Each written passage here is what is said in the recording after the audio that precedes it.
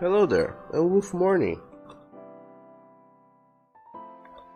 Welcome to the stream, all of you ladies and gentlemen, boys and girls, friends and newcomers alike. My name is Douglas, and today we're gonna be doing some art instead of, doing anything else we could have been doing today. And also, welcome to the stream, Ring Shep. How are you doing today? I just realized I have to have the streaming apps on the other screen if I'm gonna be doing some delicious art. So there they go.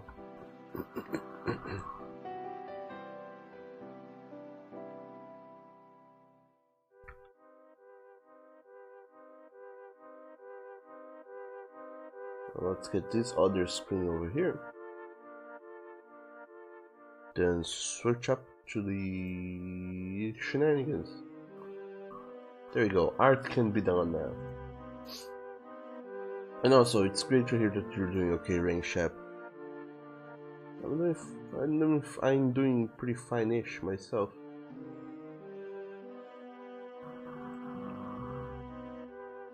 Ring Shep, you had English scones with clotted cream, Jan MT. Oh, that sounds delicious, just saying.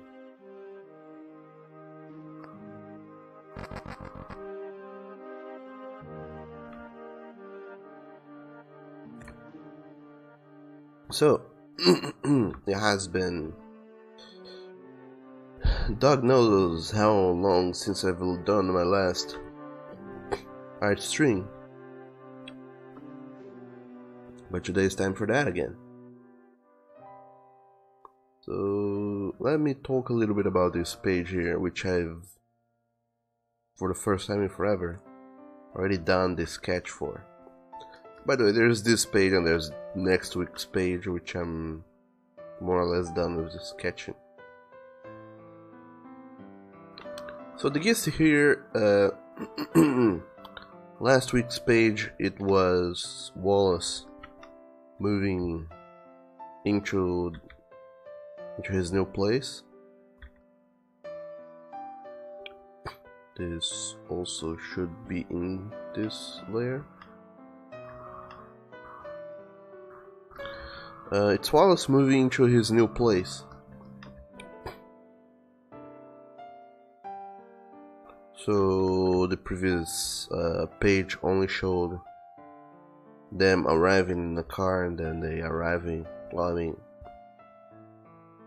moving up some boxes up the stairs, but it didn't show the Wallace's new place yet. It just showed them arriving. Now we finally show it, the inside of the apartment. But also we do a little time skip because by now they have had the time to moving several boxes up and around, so we don't need to bother with that.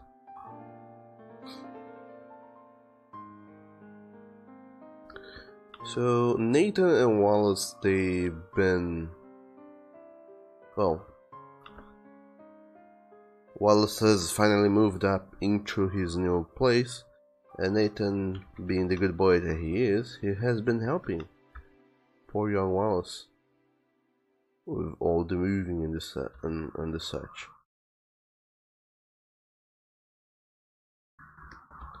And now that they have done it,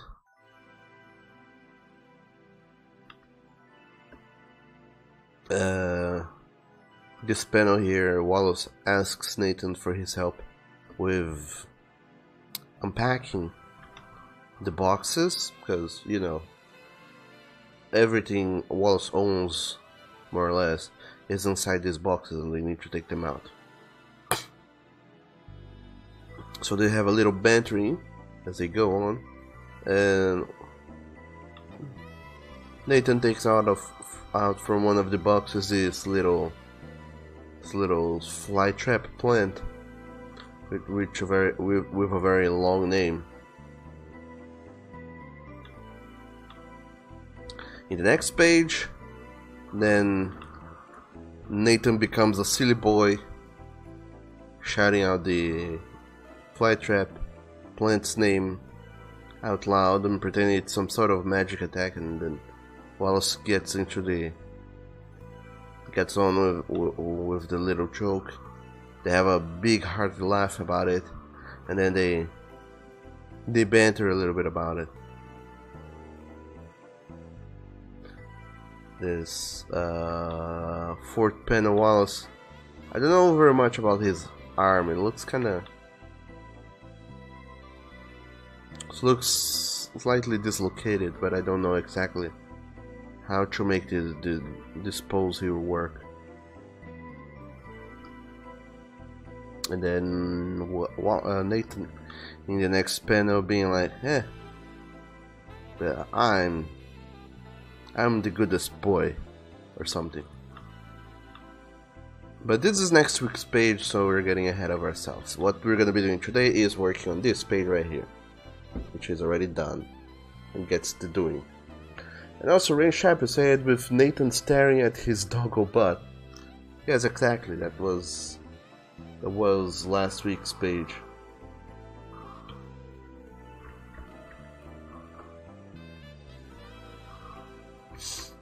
So, without any further ado, let's try and get on with it.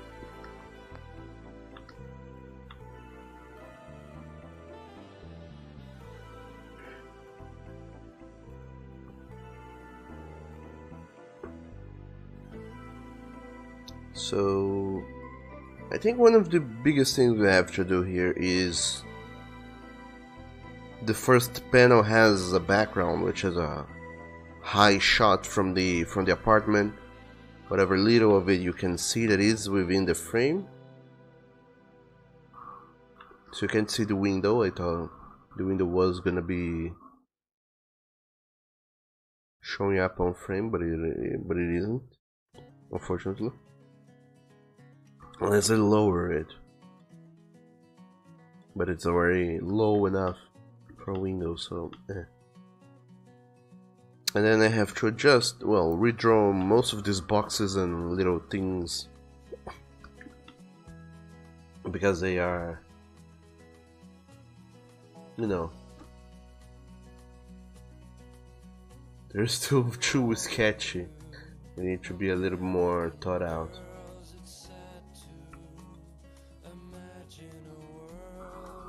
And also, hello there, Marcus. Welcome to the stream.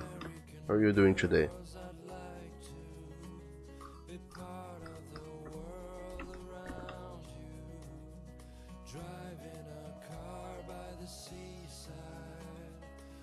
Also, I'm gonna draw in here this guy's shirts, because as you can imagine, they probably the magic of using little time skips from flash forwarding is that you don't have to draw certain things.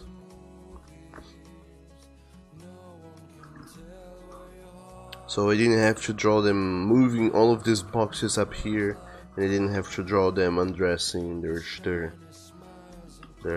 upper shirts.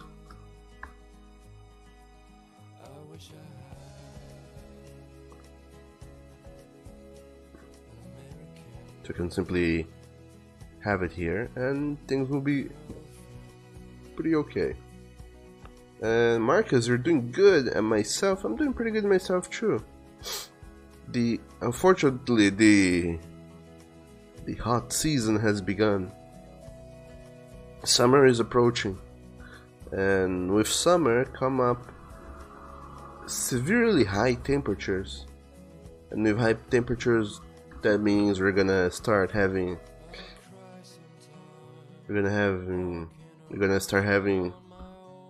to crank up the air conditioning unit up to 11 throughout the day and the night, so long it's only throughout the nights, but eventually it's going to be turned on 24 hours a day, 7 days a week.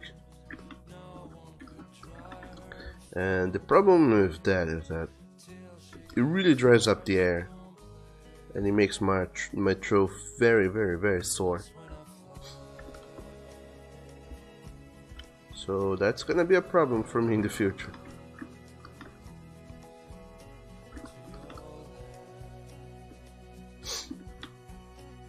And also, hello there, Yuki Deer. Welcome to the stream. How are you doing today? And also, hello there, Mango the Doggo. Welcome to the stream.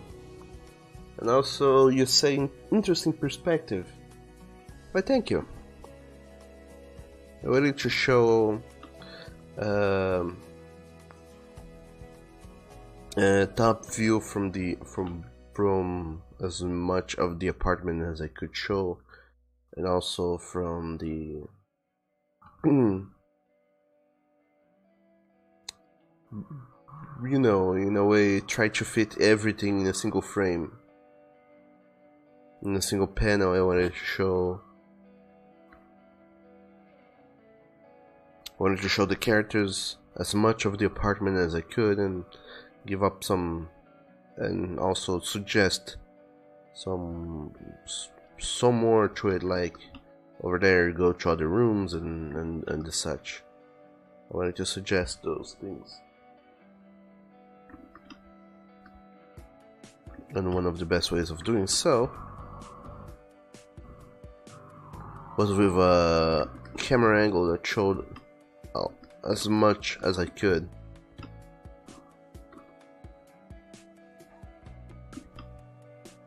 And as it happens, that camera angle was this top one. It's not exactly easy to pull off, but I've done it.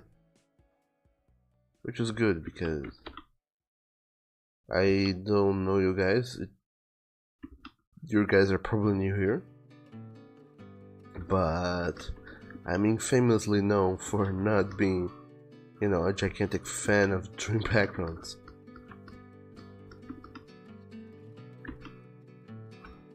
More or less.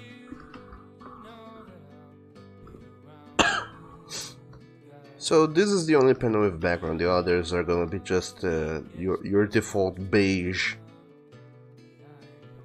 whatever in the back.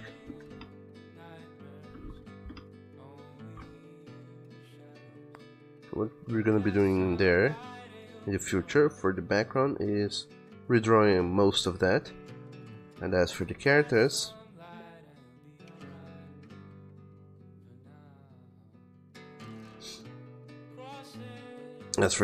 we're gonna be also illustrating them. Now in a final layer called line art. So let's turn down the opacity to 30%. Let's throw in some of the paneling.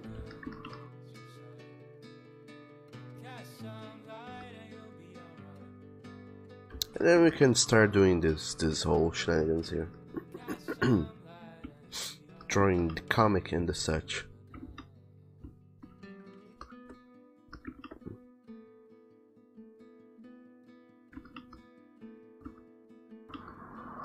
But anyway, how are you guys doing so far and today?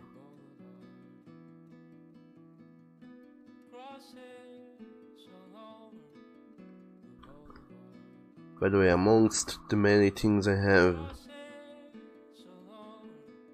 not yet said, today is a delicious holiday over here. It is a local holiday, state-wise local holiday. So it's not a holiday in the rest of Brazil, but over here it is a holiday, and I suppose people are about to get very festive today.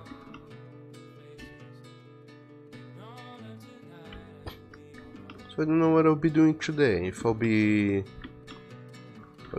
punning up with people, or if I'll be a responsible dog and stay at home and, you know, keep working on the comic and whatnot. Also, like I said, with this whole hot season coming on, and we needing to, namely me, getting a sore throat with all the dryness from the air conditioner unit,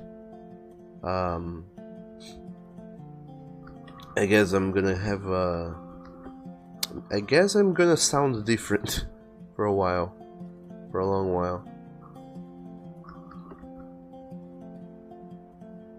But anyway, Mango the doggo, you say that you're tired, but you might fall back to sleep soon. Oh no, what time is it over there? Over here it's super duper early morning.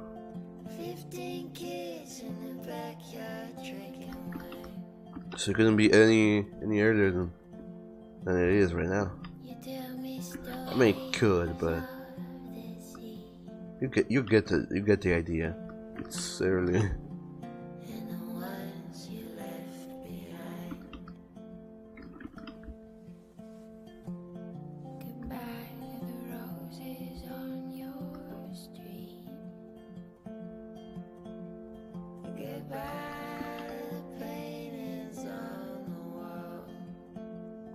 Now is the delicious time, oh guys. Possibly don't enjoy the most, which is doing the line art. Because the line art is a very weird part of the whole drawing shenanigans.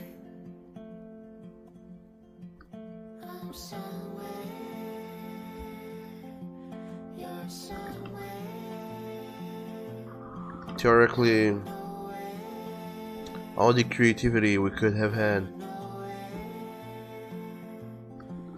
with drawing this page has already been worn out by the sketch phase.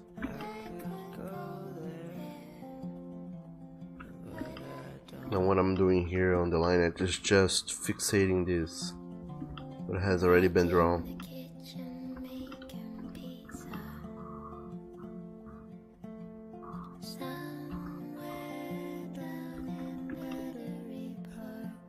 Although doing the sketch is possibly the hardest part in making comics, for me at least. The hardest, but also the coolest, because that's everything revolves around the sketch. The line art will depend on how good or how bad the sketch is and what is up with the sketch. That's the entirety of the line art, the shading and everything else on the next few pages will depend on what is the main idea behind the sketch. So there's that. And Mango the doggo, you said that it's 5:23 in the morning over there. Oh my. Wow, that is 4 hours earlier than over here. Over here it's 9 in the morning. Nonetheless, that sounds like a nice prime time to be up. And Yuki dear, you said, oh man, you were doing order for making a website and you hate your life while you made your design studio. What? Not only customers being bots, but your parents too.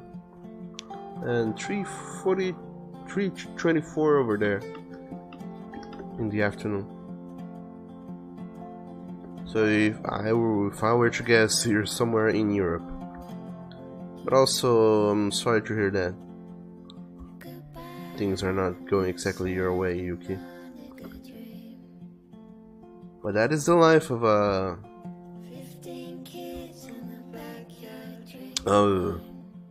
people who do any sort of artistic / creative job.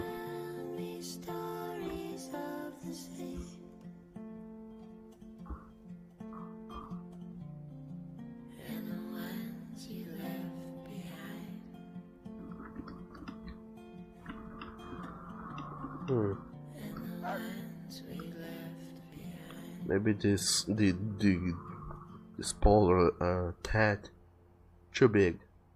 The stoles rather. And also, Mango the Doggo, thank you so very much for that delicious follow. And welcome to our canine pack.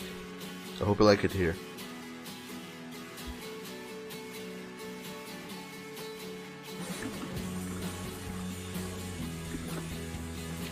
There you go.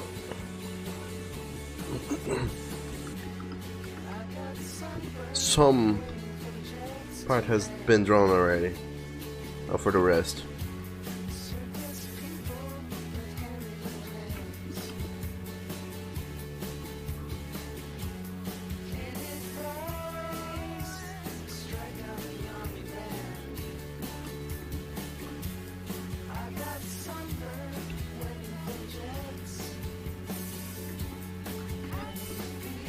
But nonetheless, try not to think too much about it, Yuki.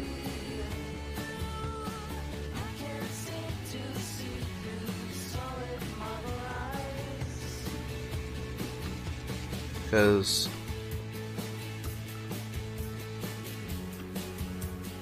like it or not, things are gonna suck for a little while with the whole having a design studio and whatnot. But on the bright side, you're probably doing something you enjoy very much, or at least more than other types of works you could be doing.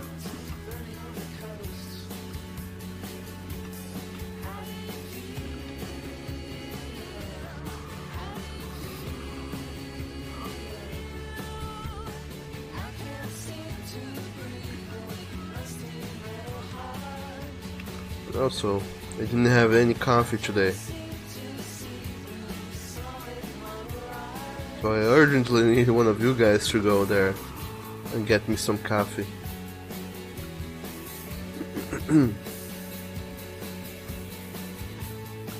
Normally by now I would have already shagged down one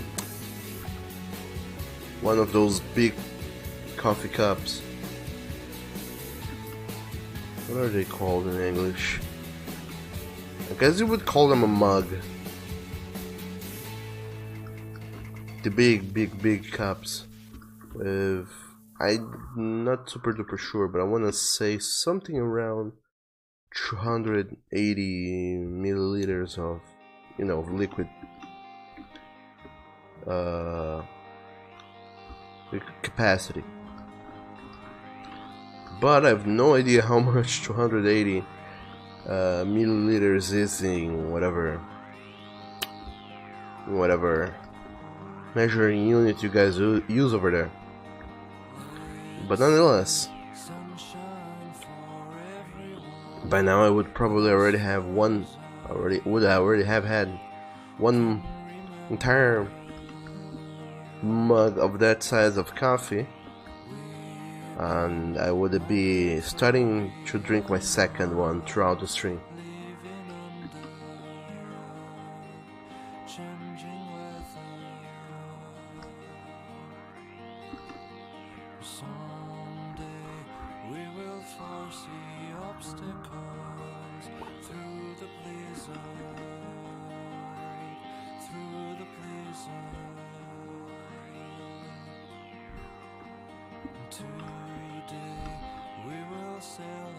So the perspective here for this head is completely off. Because if his face is over there, there's no way his other ear would be over that place where it is. Let's try some on-the-fly adjusts to Nathan's head. By the way, this is not a thing you guys should do.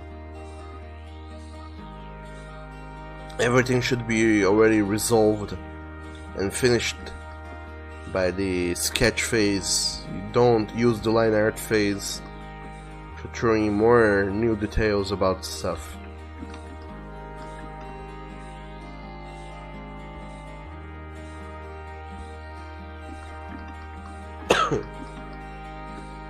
And also, Rain Chapel, you said no coffee. Yes, I I went to bed slightly late yesterday, so I ended up not making a whole lot of I ended up not making coffee today. And since I'm already streaming, I don't want to stop doing everything and go fiddle with the coffee machine for several minutes and get some coffee to brew.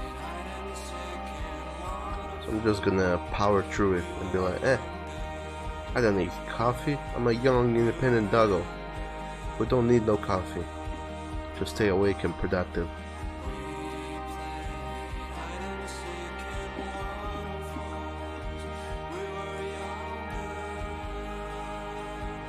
Which I in fact do not. I only drink coffee because it's cool. And Ring Sheppy also said that a liter is about the same a quart. A quarter gallon, you mean?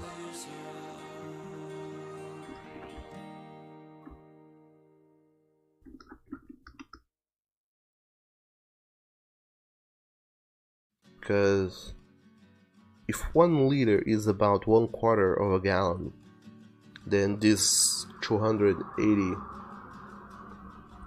milliliters mug, which I would have already had or would already have it drunk by now, is almost 1/4 of a liter.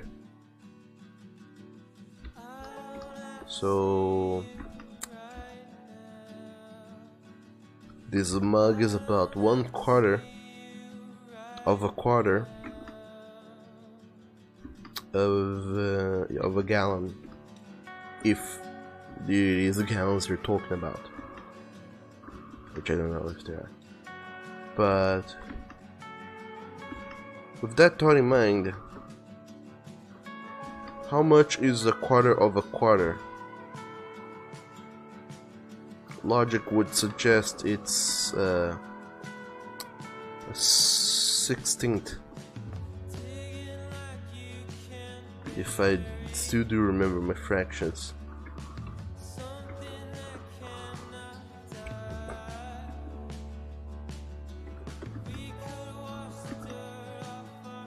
Or it could be an eighth.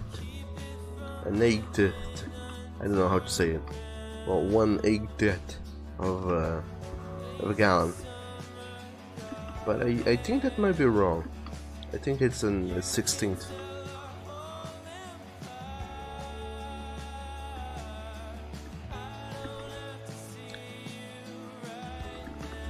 Hence why talking these things in English is so much harder than doing so in Portuguese, for example.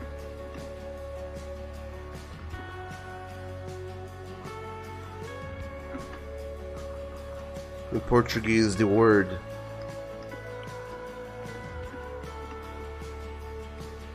for ordinal numbers and regular numbers are slightly different. And when you're doing fractions with two big numbers, like anything bigger than 10, you add another word on top, in front of that first word, that so it's clear to everybody that you're talking about fractions. So there you go.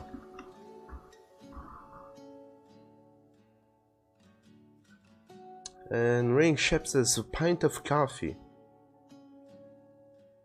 A pint is about 1/8 of a gallon, about 160 OZ. It's that liquid ounces. I don't know. They feel like OZ is liquid ounces.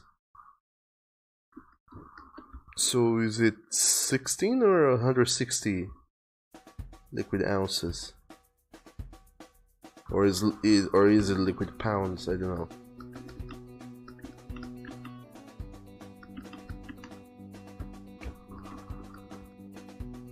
And also, hello there, Oni. Welcome.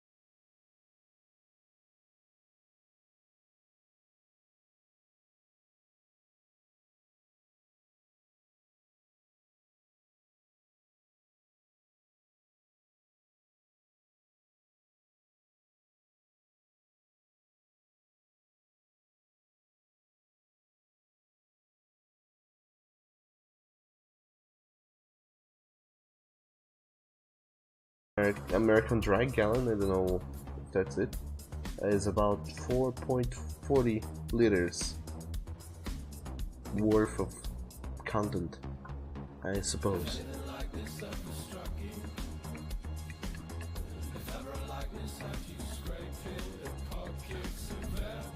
So I'm mighty confused now.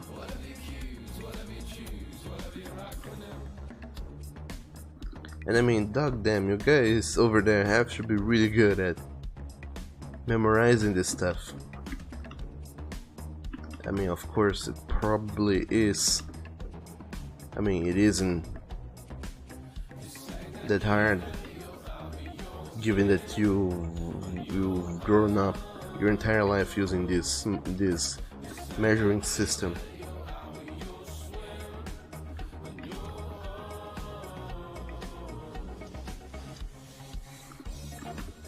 But as far as over here in South America,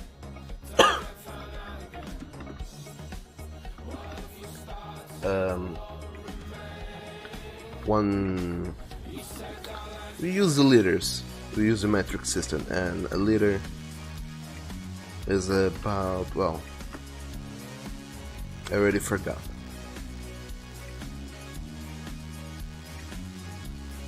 But the cool thing about the liter is that we have the liter, and 1,000 milliliters make up an entire liter, and 1 liter of water, for example, which is a neutral comparison liquid, one liter of water equals 1 kilogram, which is 1,000 grams.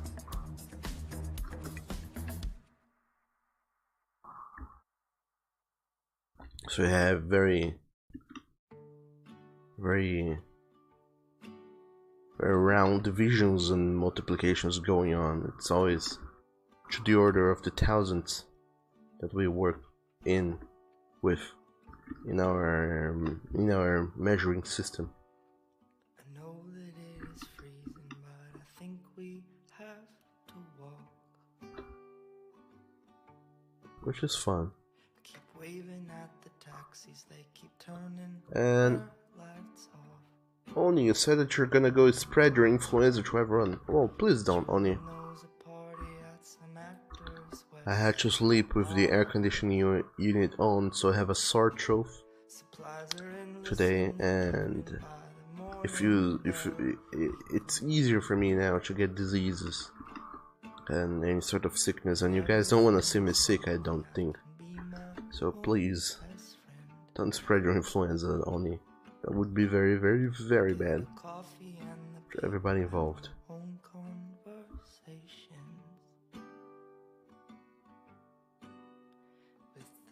And Rain Chef says, well, we live there, so it's easier for you guys. I'm happy it's easier for you guys, because I would be mighty confused if suddenly I had to start using another measuring system to do everything and anything.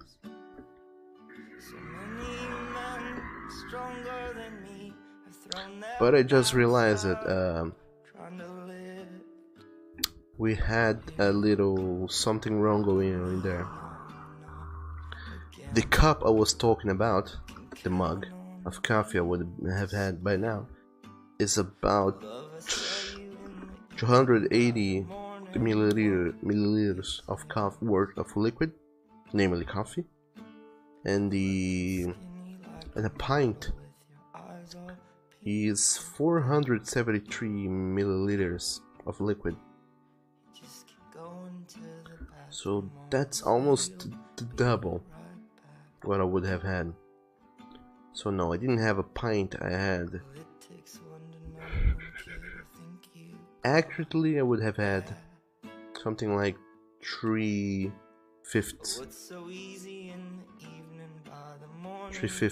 of a pint but less accurately I would have had half a pint of coffee. Inside my pocket, we can share it on the train.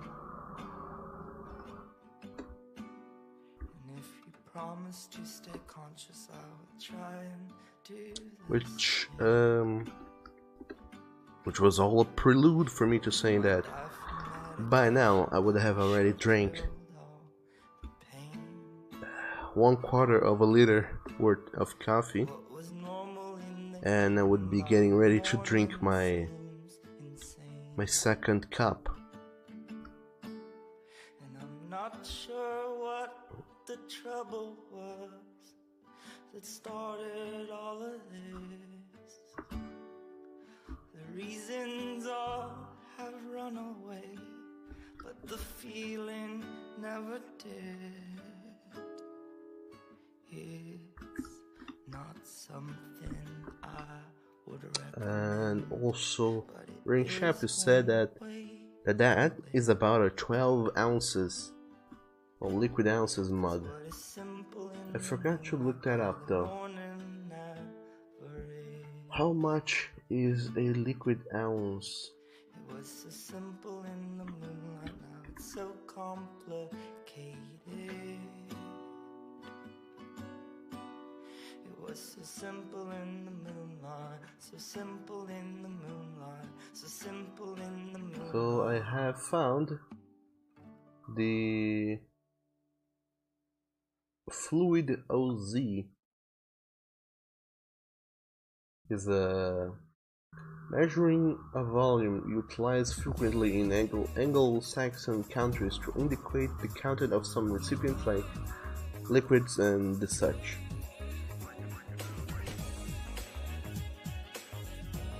The British ounce equals 28.5 milliliters, and the American ounce equals 29.5 milliliters. So 29.5 milliliters equals 1 ounce, liquid ounce. Okay, now to keep that in mind.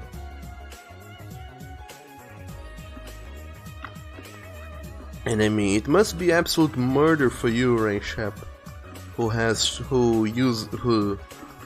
when doing the cooking and whatnot has to comfort around with recipes.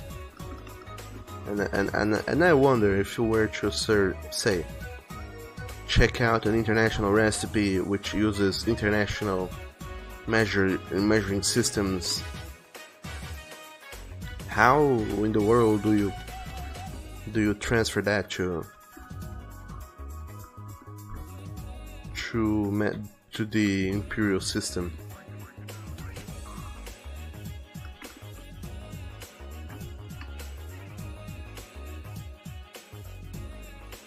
Because I imagine you would probably spend a hot few minutes doing some conversion on the fly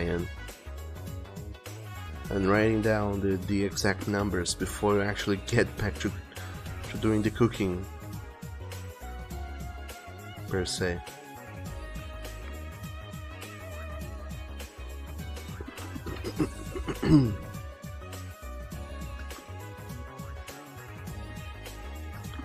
And Ray Shep said that that's a large mug here. Normal mug is about 8 ounces. And Oni, you say that you make pots and pans explode by cooking. Oh no, Oni. Why would you make them explode? It seems like someone has not been cooking by the book, and you should totally get into that. Or else your cake will be hazy, Oni. And we don't want you to have hazy cakes going on in your life. And Ring Shep says you would be screwed with liquid measures, but weights most electric scales converts to gram. Oh, that's nice.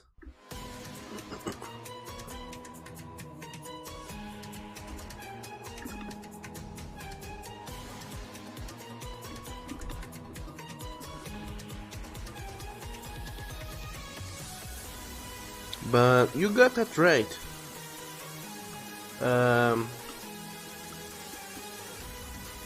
You said that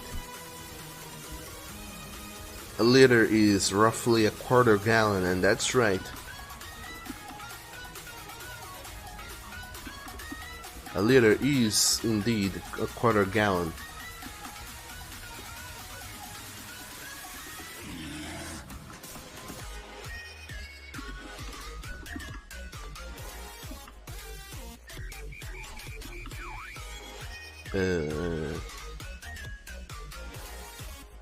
A gallon is precisely 4.4 liters, but yeah, sure. You can round it down to a quarter.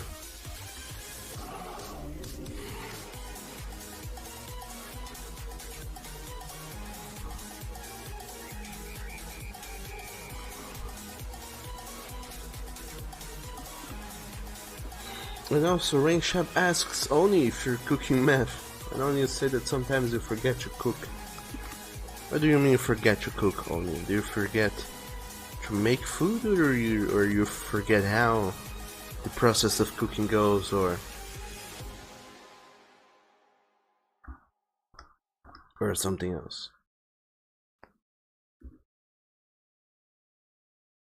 Because if it is the latter, then I feel you.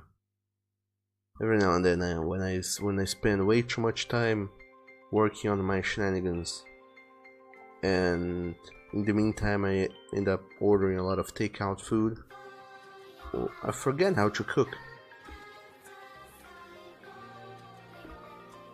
I had come up with a new, well, not necessarily a new nor original recipe, but I had come up with a recipe of my own one time. Influenced by by my laziness in cooking, wanting to do a lot of good nutritious food with whatever ingredients I had at hand, without having to think too hard about what they were, how to prepare them. So I made a veg stew pretty much. But then and I used to do that every day almost. But then one day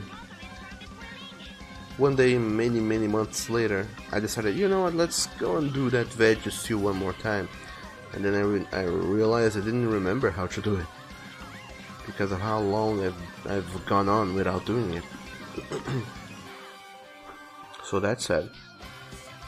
And also Onya said, give Wallace a bubble butt.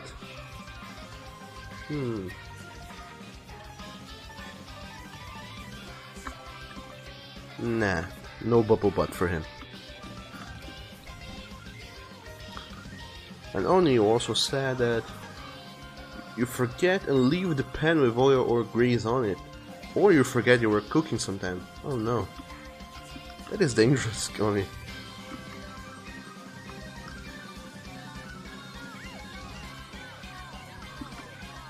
Super duper dangerous, Oni. Rainshap asks, want a basic pasta sauce recipe? Theoretically, I should not be having pasta, but sure, hit me with that delicious recipe of yours. Talk me through it, and I'll try and commit it to memory.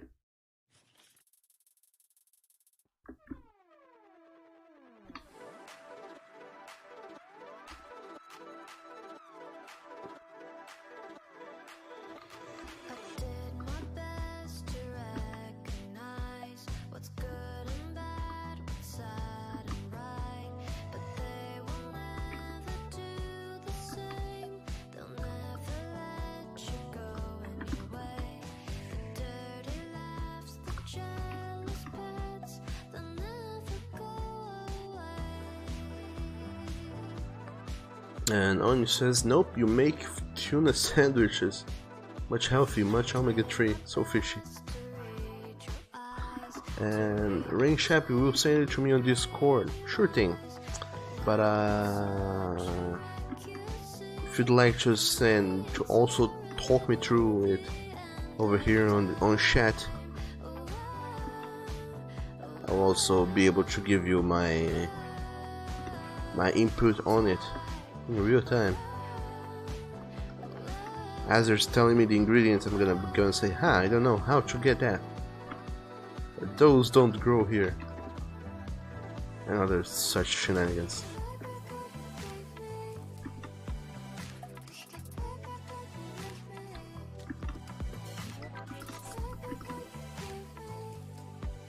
Because one thing that is commonly seen, I mean, at least we commonly see it in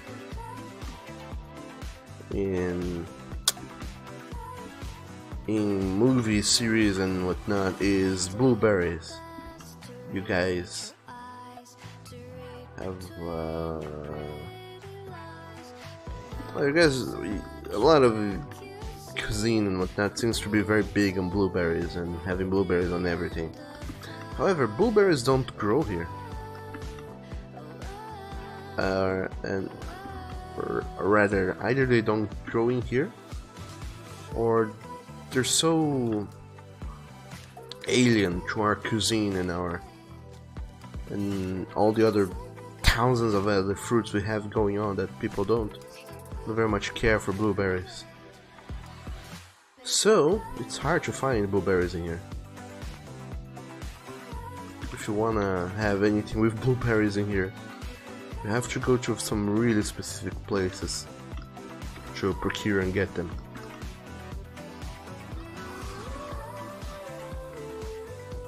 So if you were, for example, to say send any recipe that involves blueberry, that would get a definite no from me. I mean, unless you certainly recommended this recipe like crazy, like dog damn, you cannot live, or rather, you can't die without having tasted this recipe I'm about to show you. Although it uses blueberry, then I guess I would have to go and procure some blueberry. In fact, there is a blueberry isn't big over here, but there is this yogurt I love having every now and then, once in a month or so, and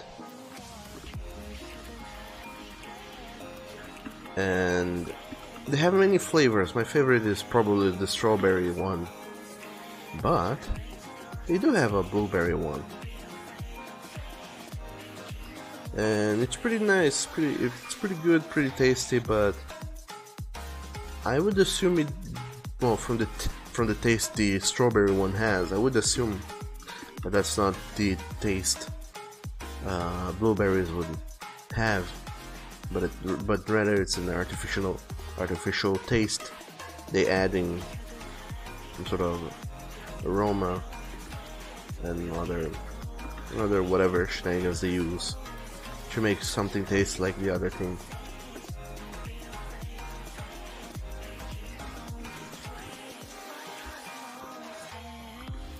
But yeah, that's the only thing I know is blueberry doesn't grow in here. But a friend, he does lovely Christmas cookies, and then he sent me some last year. It was fun. I really enjoyed tasting some international cuisine, especially when it's homemade and such. But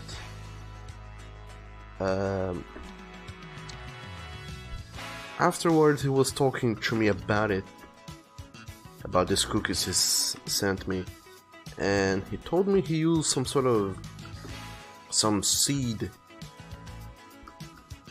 to sprinkle on top of the cookies he made, and I can't remember their name. Cannot at all remember their name right now, but it's a thing I have never heard of in here. It's some sort of some seeds that have this sort of peppermintery feel to them.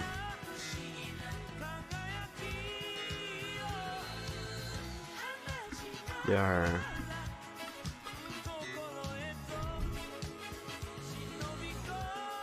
I don't even know how to describe them.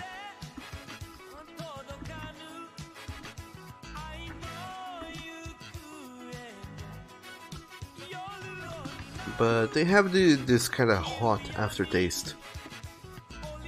Kind of like when you eat meat or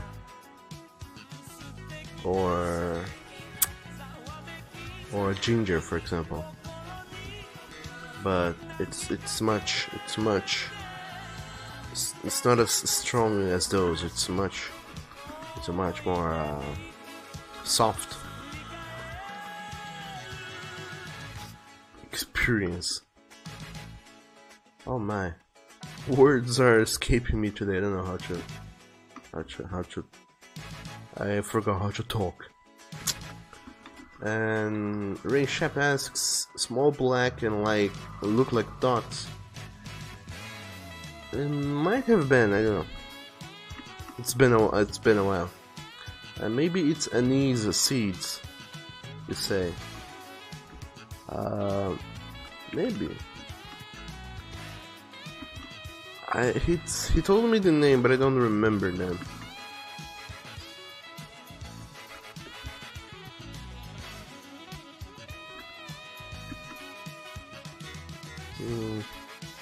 Now that I think about it, whatever name it was that he told me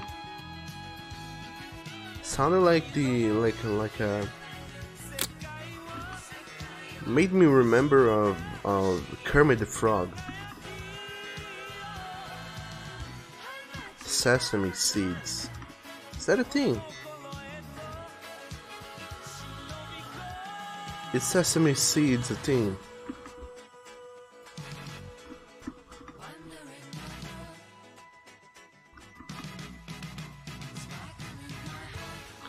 Because it might not have been it, but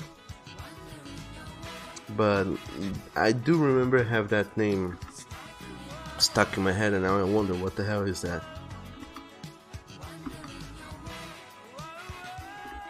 I don't know. Sesame seeds is those seeds they sprinkle on top of burgers and whatnot, isn't that?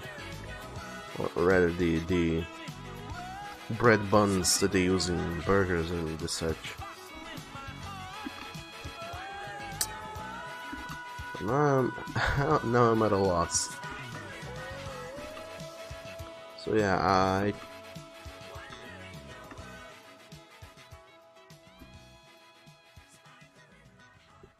So you may be right, Friendship. It might have been anise seeds.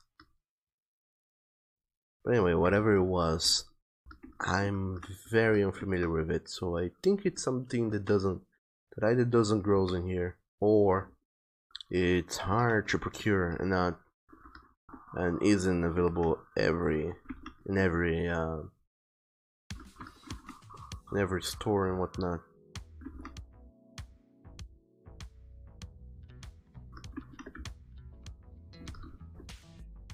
But what I mean by things that are hard to find is not that they only sell in this very obscure offbeat store and whatnot. What I mean is that it's more like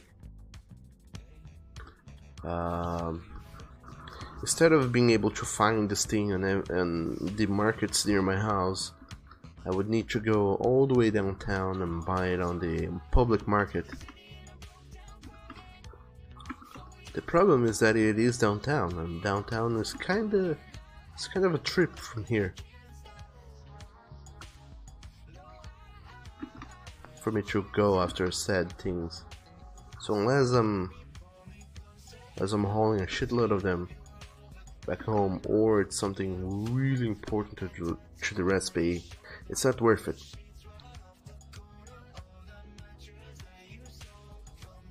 But anyway, that's just me complaining and bitching like I always do.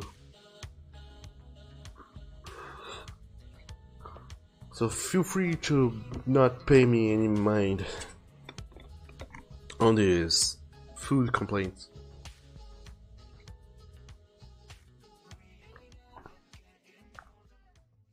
But rather, do let me know how you guys are doing.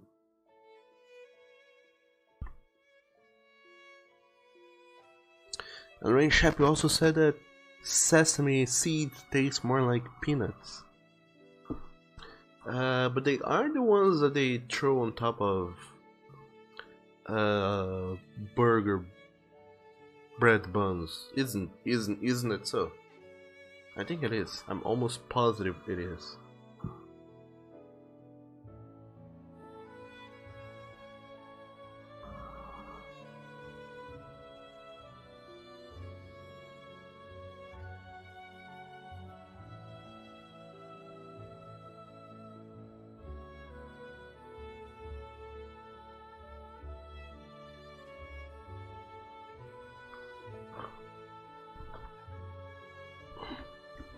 And also,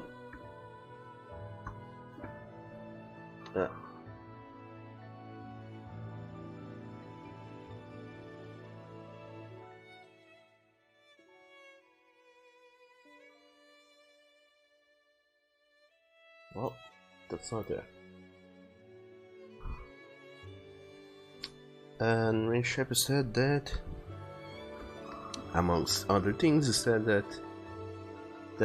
is true, but it's used as garnish on buns, just for show. Really? What does that word mean, garnish? I don't think I have ever heard that word before.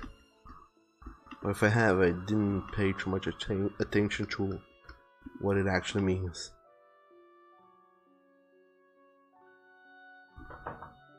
So I'm not very positive on that word's meaning, but I kind of think I do, based off another another Portuguese word that means something more or less like more of a something that it's there just more so to accompany it, the main thing.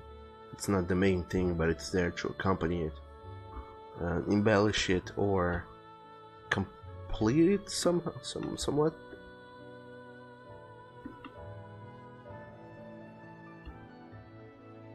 I would assume that that's it. And Rain Shep says garnish is basically like a food cosmetic, just enhances the appearance. Oh, so the sesame seeds in bread buns, they don't have a taste, or do they?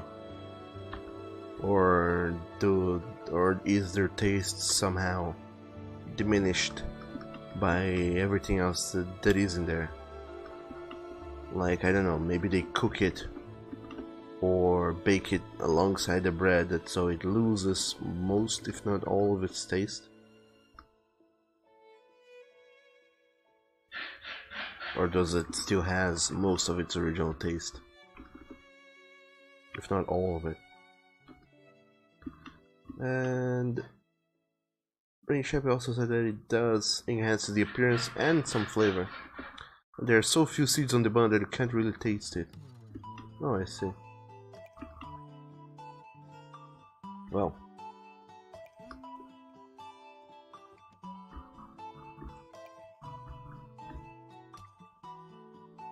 can say for sure it does makes the bread look like bread.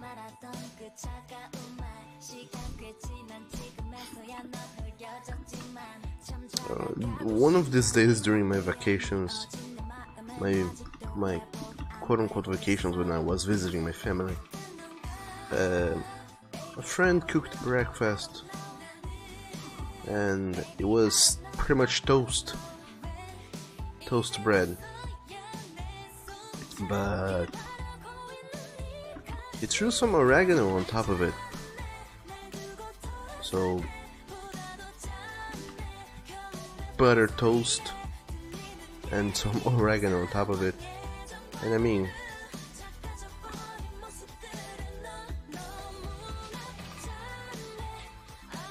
it didn't make the whole thing have a better aroma and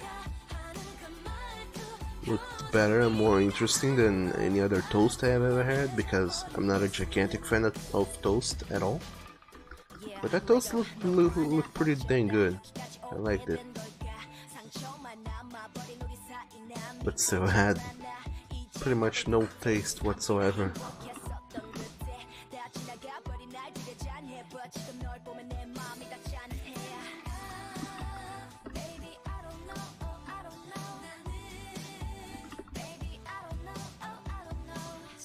And Rain Shep says, what about French toast? I don't know, what is French toast? I don't think I know what it is.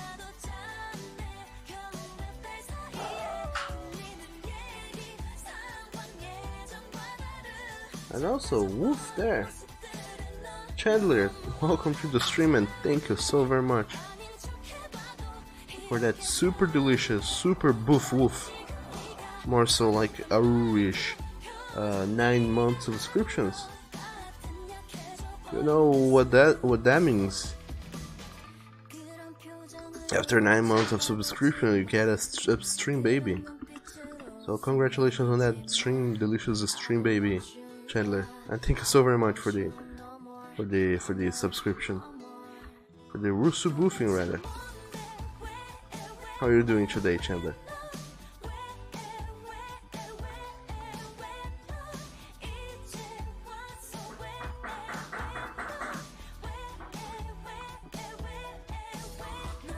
We have spent the entirety of the morning so far talking about foodstuffs and discussing a little bit about measure for food, the metric and imperial measure for foods. Well, foods and liquids.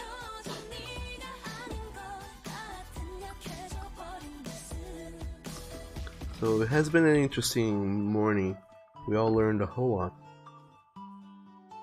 And yet nothing at all.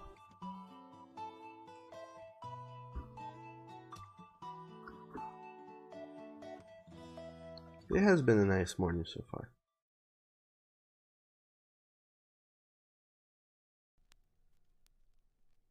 And Chandler said that you're great, Maine. And Shep says big pupper. Chandler said he's thick.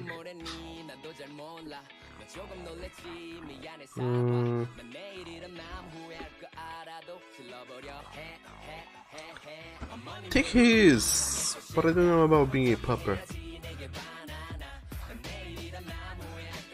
Or I don't know, maybe you guys are really on the nail on that one.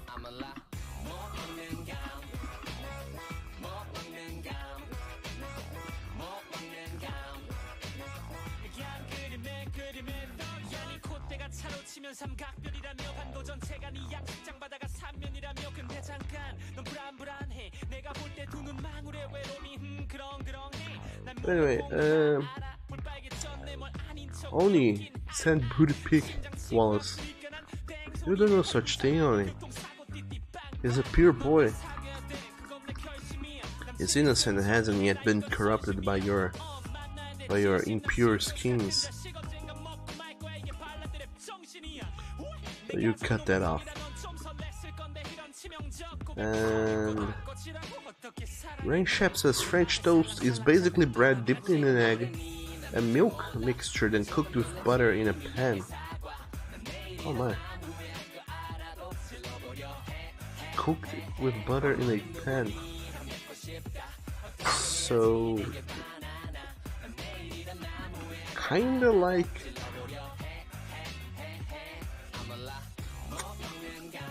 a pancake in a way, I would guess.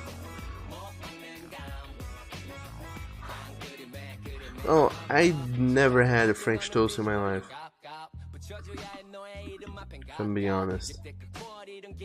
I don't think I even have had anything similar to that in my life, so I have no idea what's up with that. But it sounds good. I would like to try that someday, because that looks interesting. Sounds interesting.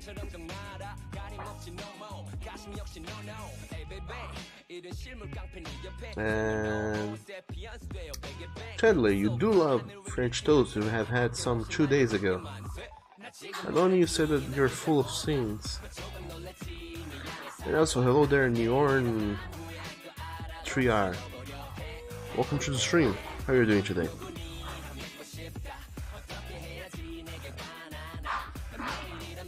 And Rain Sheps doesn't like us. Your heads are no longer pure. Oh, you know it.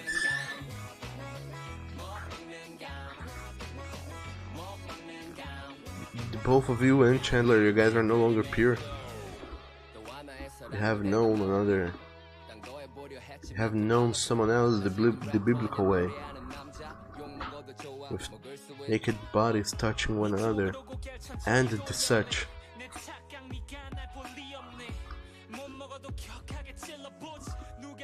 I have abandoned the pure way of life and become lewd boys. And there's nothing else you can say other than hope you guys are happy with yourselves for being lewd boys and having abandoned the way of purity. Hope it's worth it. And also, if it is worth it, do tell me.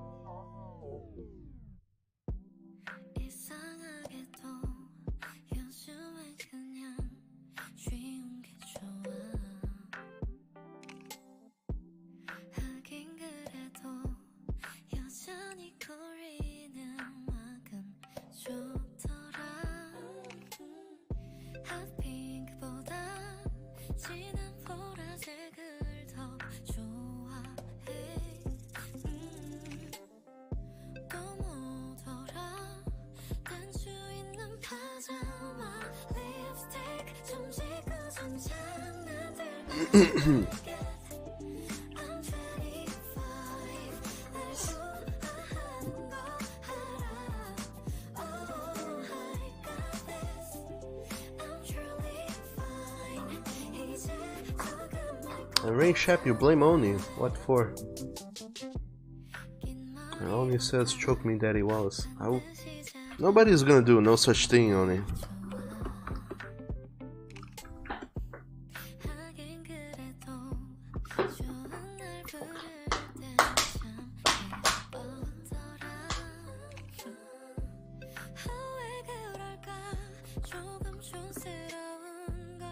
And also,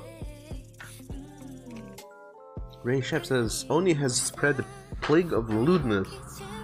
Is it a plague though? I think a shenanigan only gets classified as a plague after it has spread. After it has spread very quickly and very far, and despite you know, people actively trying to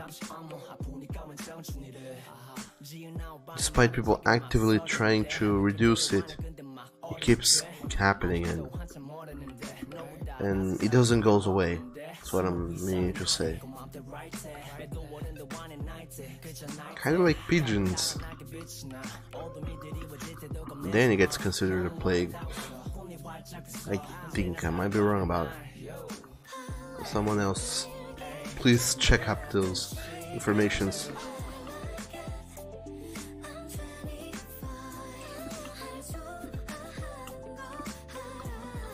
Nonetheless,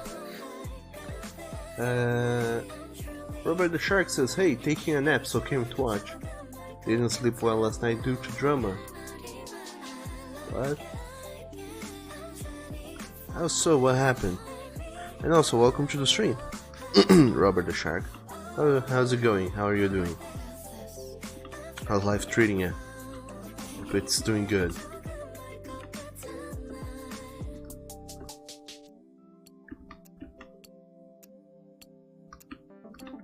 And also, Robert the Shark says, yeah, but it's good. And Chandler says, you're sorry, man, that shite knows how to ruin a day. Not being able to watch or drama. I mean, not being able to sleep or drama. Or both. Which one of these does ruin a day, Chandler? And also, hello there, Sense8. Wolf morning to you.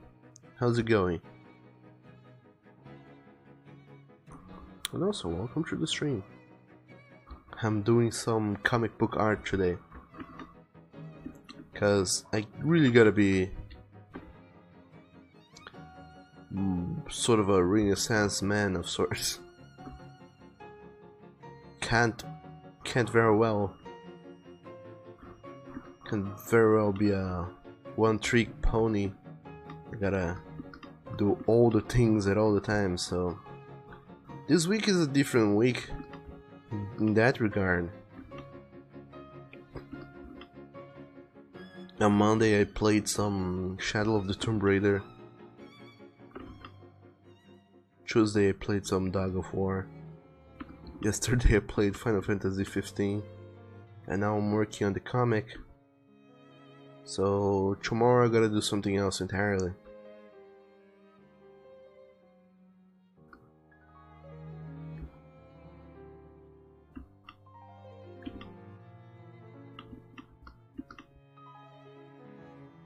Maybe I will do commissions tomorrow. Holy shit.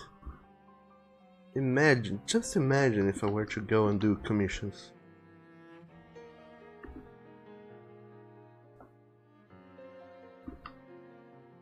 How much different my life wouldn't be now.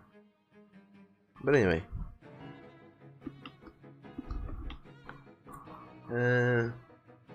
Robert the Shark says, it did, but you're just waiting to see who it plays out, so you're positive. And Oni says, yes, Daddy Dog bit me more. Why do you gotta be so lewd in the morning, Oni? We're still half waking up, I haven't even had my coffee yet. It's too early for lewdness. I can't even handle it.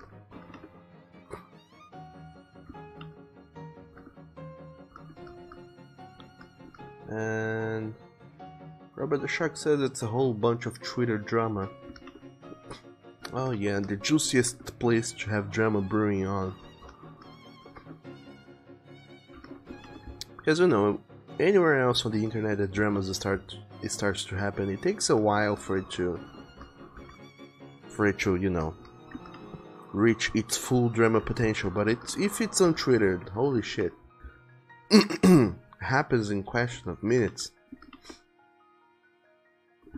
Which reminds me so much about this story about a woman who posted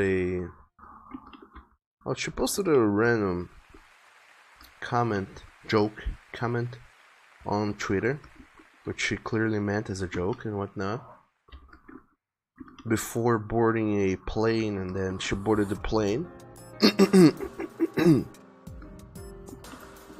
and put her phone in. Well, she couldn't check the internet, pretty much. Well, that's what I'm saying.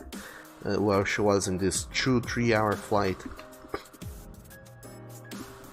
And then, as she was flying, someone caught whiff of her little joke. And then a lot of people were offended by it, so they started, while she was in this flight, people started,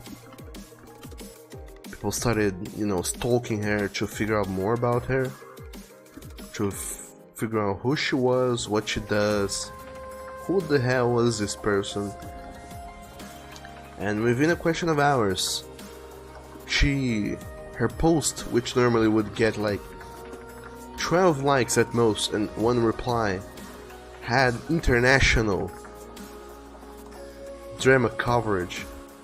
Everybody was talking about it, and everybody was discussing it, people calling her a disgusting person and whatnot.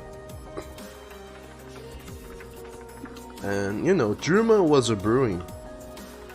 And when she finally landed 3 hours later, she found out that her entire life had been destroyed because of the drama and the people. Because throughout these 3 hours, she didn't have a single chance to defend herself or delete the comment or whatever.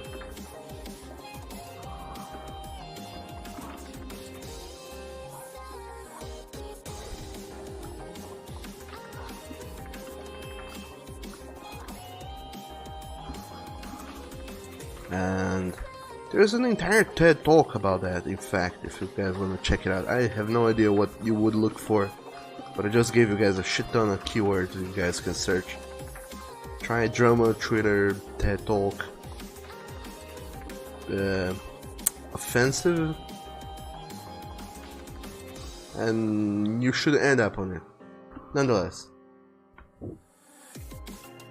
Twitter drama is true. And Chandler said Nathan Boy is holding a Venus flytrap. And Robert the Shark says it could either be nothing or something very disgusting. Emphasizes Chandler. Robert the Shark, you would commission me. Ah, that's nice.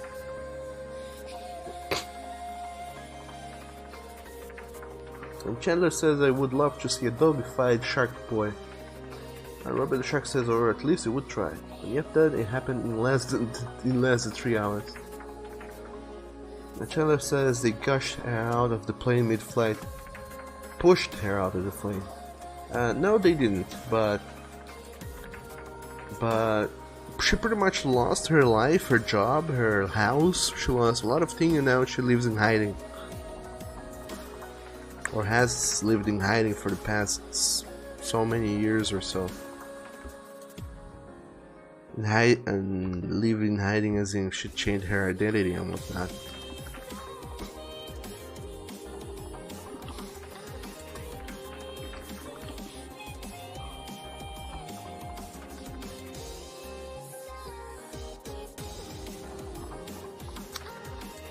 And Robert says you're just waiting to see what happens and how you should feel, but you don't know how to feel about it. Oh, in the meantime, try to go and do your stuff.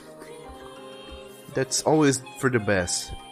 Whilst you're waiting for something to happen, try and be productive. Because, I mean, no matter how this Twitter drama goes, if you're doing other stuff with your life, something productive, what can this drama really do to you? After all, not just say it's not important or what, just saying that if it's something really bad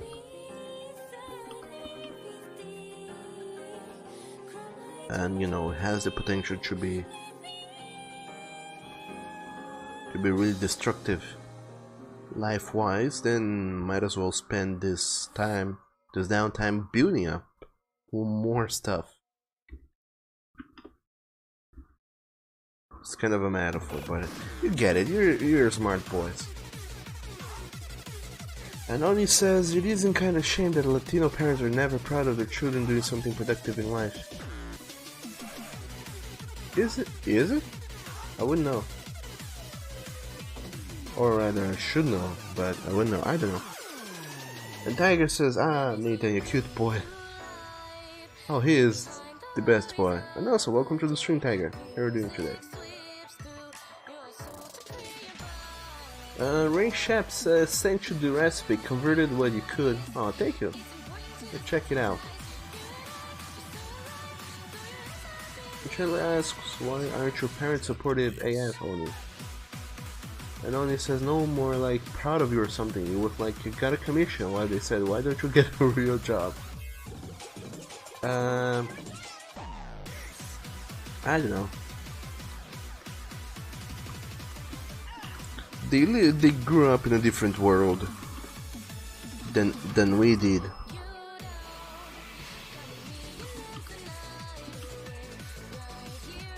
In the few years we have been alive and going on, cell phones have, first of all, been invented, and second of all, changed into becoming pretty much a walking computer. Whereas our parents still... They took much longer to see the television slowly becoming a bigger and bigger thing. And sound and radio and sound systems become a thing, and cars becoming electric, first of all.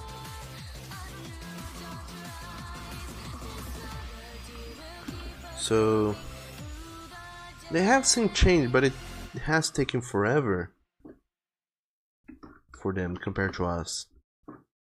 So they still have a, well, not generalizing, but a lot of parents have a very outdated vision about things that are not necessarily technology, but because of the world they lived in and how things were in their days, their worldview is different from ours.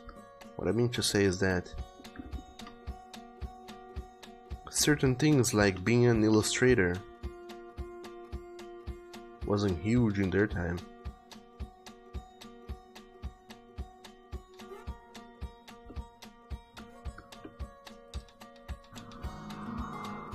And like it or not, when you become a parent, from what I have heard, you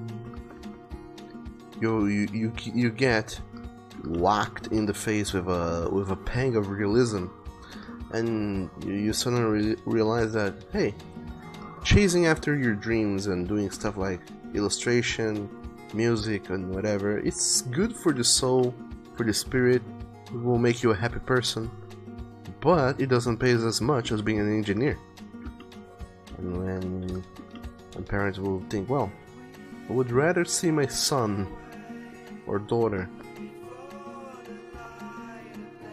being a very miserable, rich engineer than a very happy and content artist living, living with a minimum wage per day. I mean, not per day, per minimum wage per month, or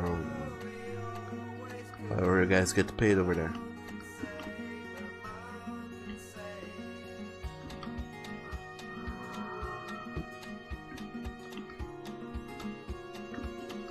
So,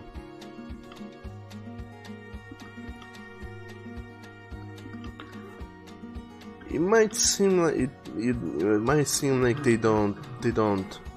they aren't proud of you, but they're just worried because they don't understand what is a commission and how it works and how it affects you and whatnot.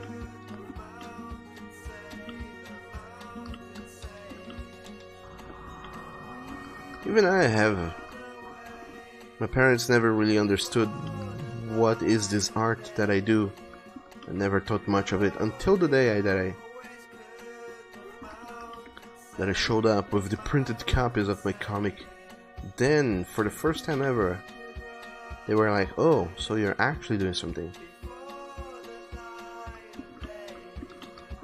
And this is a tangible thing. I can see that now. But even then, they still don't think much of it.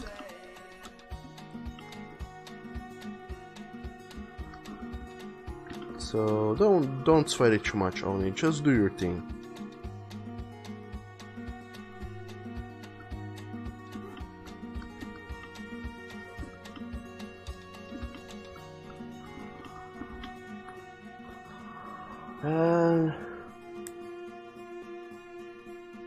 And Chandler says, jeepers, they should have been more nice. And also, bye everyone, you need to get ready for stuff. Sure thing, Chandler, I'll be seeing you later. Take care and bye-bye for you. And Oni said Latino parents are mean or nice depending on the social class. I don't know. Robert the Shark says you're trying to relax and sleep, but your heart rate is through the roof. Though the roof. And while it's keeping you from sleeping and you got everything together. And Tiger says try doing some slow deep breaths, Robert. It might help. And Robert the Shark, you will definitely need to do that. And Oni says beat me harder. Beat me to the ground, teach you to be a good boy. But you already are a good boy, so there's nothing to teach you. And also, Rain Shep, I will check the recipe you've sent me. I guess it's a delicious one. So,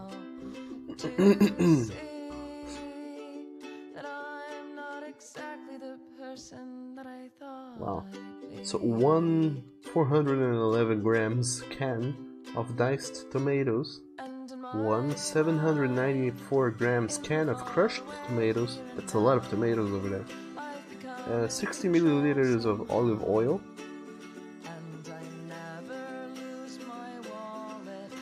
I'm guessing 2 or 3 big teaspoons of oil,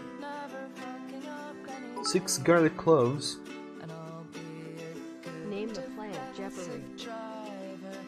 Garlic cloves chopped fine, 1 medium onion chopped, 125 milliliters measure of chopped fresh basil, I have no idea what that is, salt and pepper.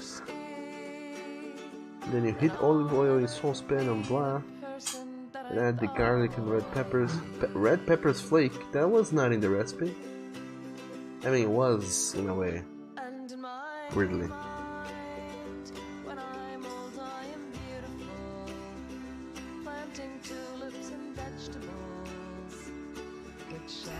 But anyway, I'll try and follow that recipe later and see what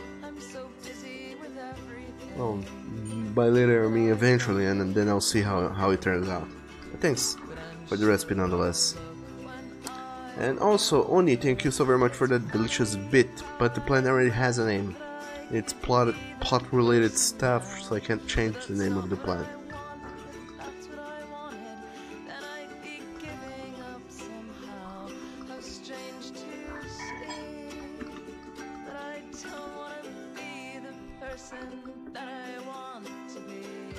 And also, hello there, Gris. Welcome to the stream, and woof morning to you.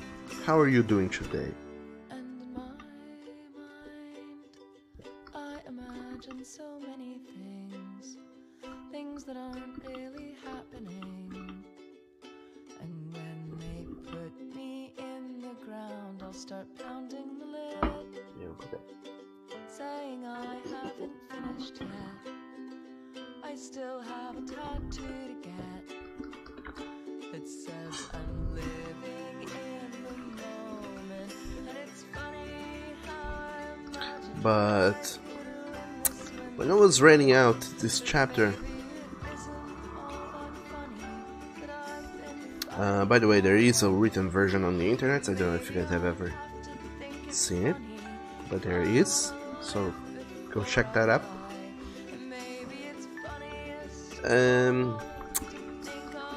This plant was a part of the story as well, and it was indeed a flytrap plant.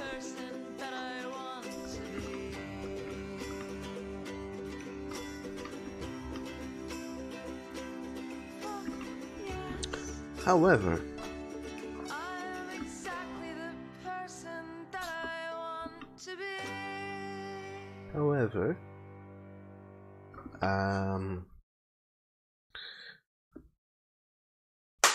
after it was done with the written story and started working on the actual comic version story, I had completely forgot about this, about what this plant was supposed to be. So in my sketches I had made it as a cactus, a little cactus plant. Only later that when I decided to go back and reread the story, the written story, that I remembered that this plant was not any ordinary plant. It was a fly trap. So, you know, I had to go back and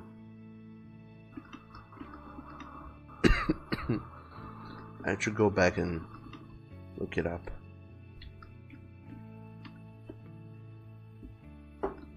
Get me some references and start planning it.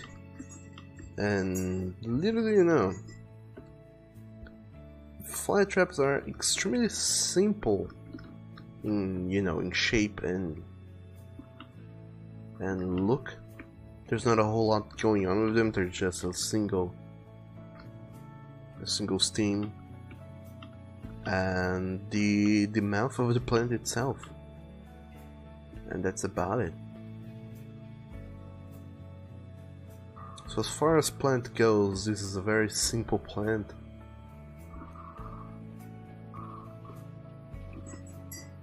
But drawing the little teeth or whatever those little planetary things are, it's gonna be nightmare.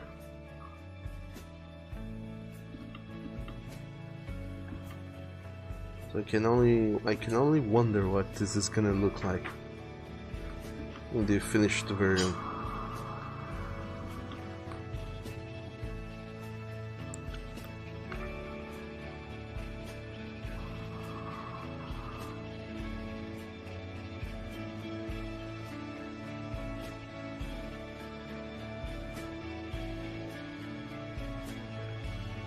And also Grease says that you have no words to describe how things for you have been shifting from good and bad so much, it's stupid. Do you mean from good to bad or what? And Grease says you got a job interview yesterday hoping you get hired. Truck ran out of oil and stupidly you left it in a parking lot at an obscured spot so you hopefully won't get towed.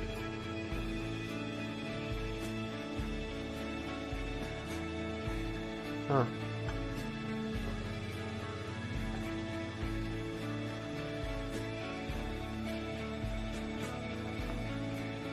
And Grease, you meant both good and bad.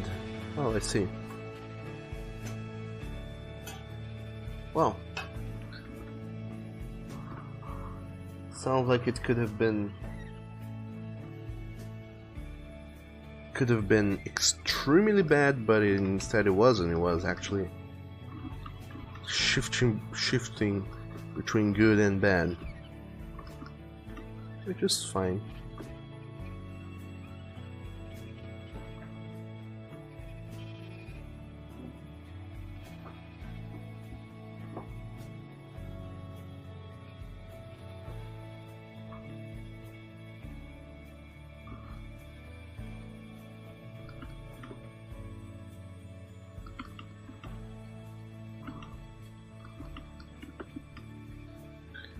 And Oni says you're full of sins. Nobody can make you impure. What? Not even the sun. Hope you're happy with yourself, Ring Chef. Oh no, Oni, why are you shifting blame? Can't do that. That's a thing that only bad boys do. And you're a good boy, you don't shift blame.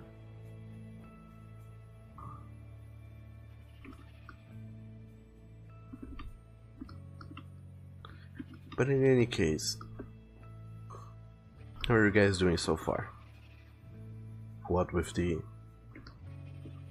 Oni being a lewd boy and Robert the Shark having the Twitter drama brewing as we speak.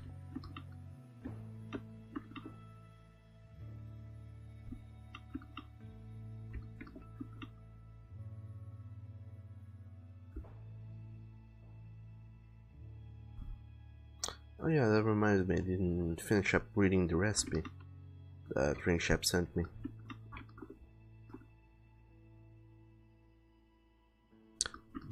Which reminds me, what is this ingredient? He said it has fresh basil. I don't know how to say that. But what is that? Would somebody please tell me? What is that? From the name, from my wide knowledge of the shenanigans, I would assume it is some sort of leaf, kind of like bay leaf, but of another sort.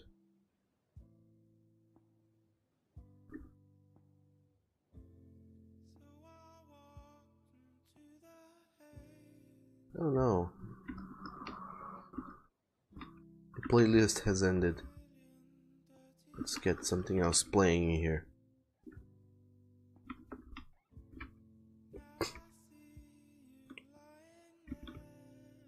Gonna go to the YouTubes, find out the soundtrack that is gonna be called Persona Dancing 3 and 5 playlist.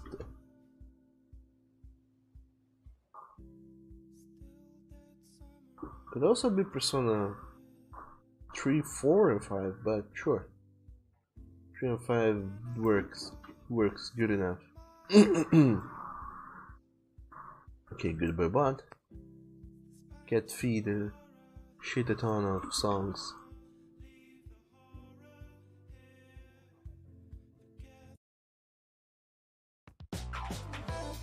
And also, only what did indeed happen with your points? Wait, what? Wait.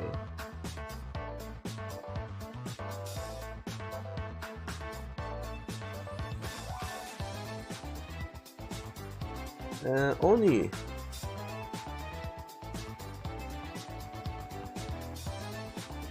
Your 5016 GBP went elsewhere. It's all gone. What is this malarkey? You thought the name change will not affect it. Apparently it does. But no worries, I'll fix it for you. Where is it? There you go. Only mutt. Let me do some quick math. 133 left and 64 hours.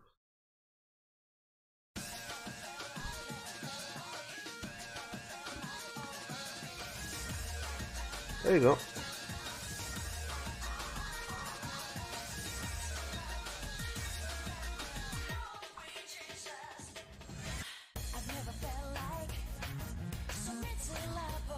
Done. There you go, Oni. I fixed up the malarkey. Now you do have your points back. But yes, I should warn you guys that changing name and whatnot does change some things.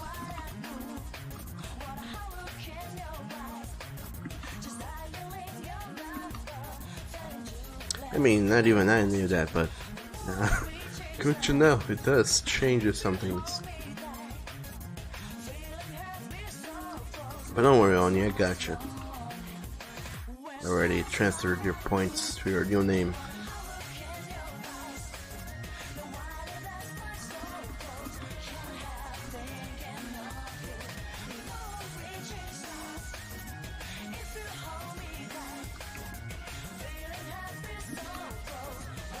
And also, how and why did you change your name?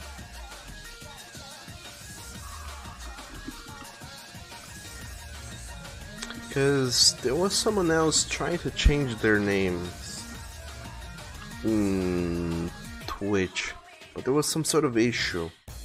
Don't remember what it was. I think that they tried to change it out. I bit my tongue. I think they tried to change their name but Twitch said their name wasn't available.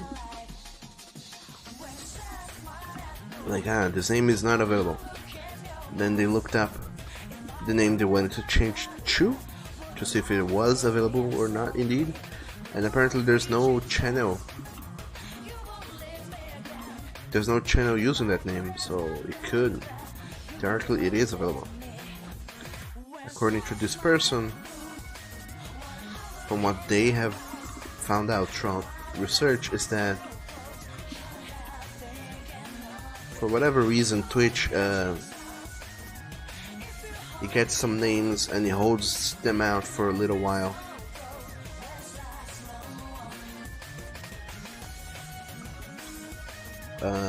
Even if there's nobody using the name, they hold on out to it for a soft while before allowing it back into the wild, free for anyone to go and claim it.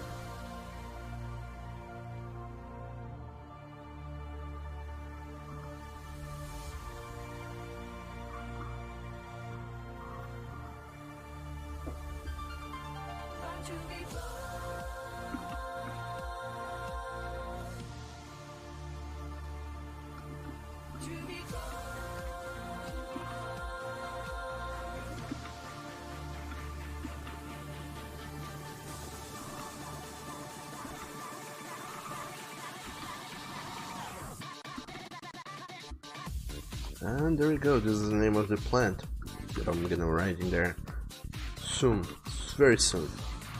Also, Breeze had said you literally feel like waiting for the day you will go mad and then should see what a winner you are. Who? Oh yeah, your mother chewed you out for it and went out blatantly saying it in her rant, called you an idiot and probably a mistake. Oh my. I'm sorry to hear so. Grizz. I do hope things improve over there.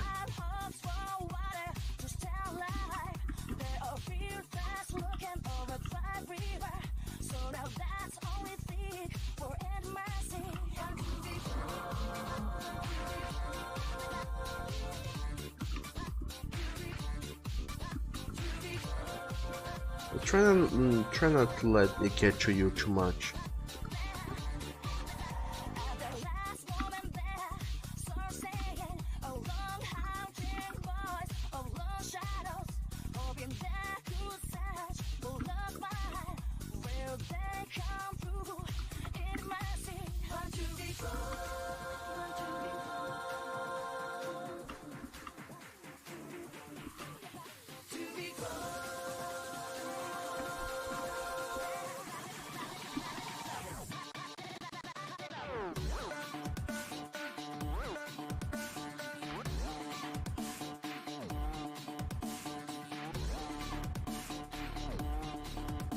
But I don't know if you guys have seen this little flytrap plant all over on the internet, which is certainly definitely my base for this little shenanigan here. It's a little flytrap plant that someone has, and they named it Charlie. And they do all sorts of shenanigans with the little plant.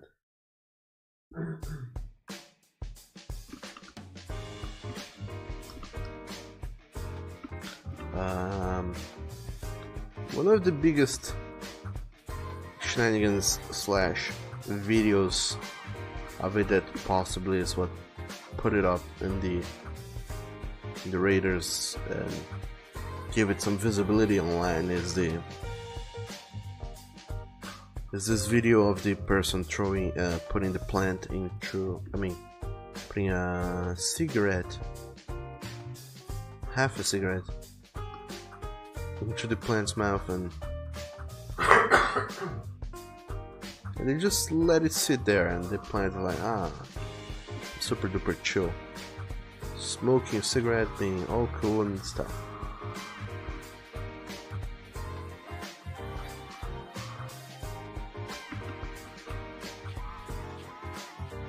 But the coolest thing about it is that the person decided to go and name the plant.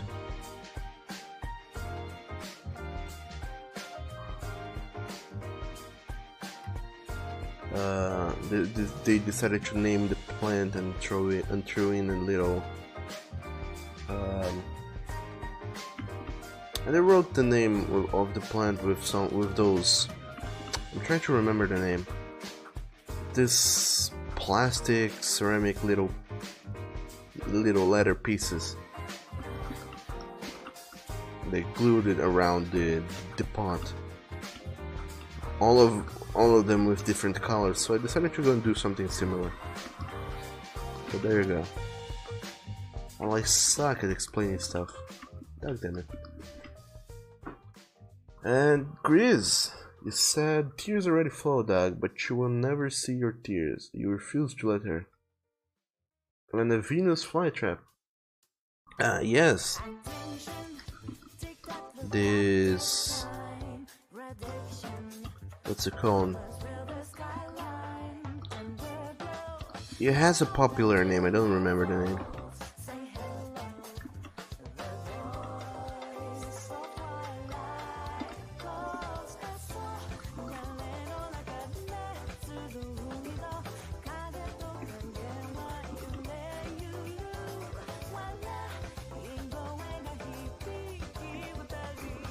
I guess that some people, because of movies and whatnot, call it a man-eater plant or a carnivore plant.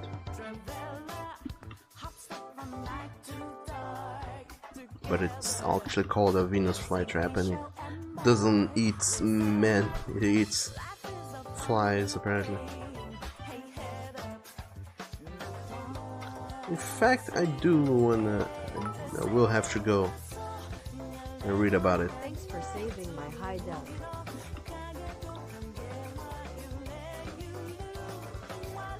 Like, read about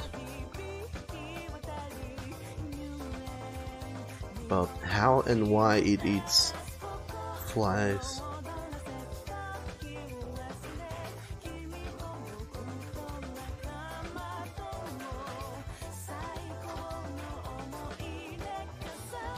Nature is full of plants like this, true though.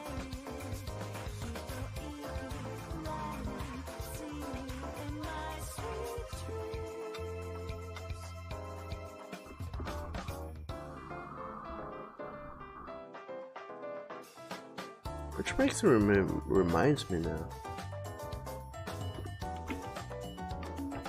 This whole killer plants thing was an 80s or 90s trope. It was a big thing in the first Resident Evil game. It was also a thing in another of Capcom's game, Dino Crisis. I think there were some sort of, plants that would attack you.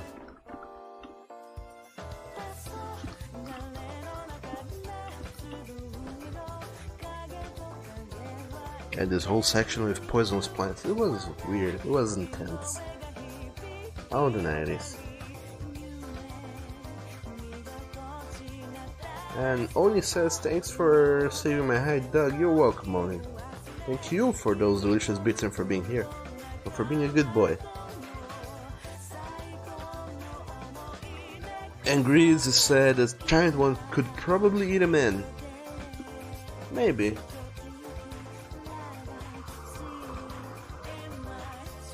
I won't discount the possibility.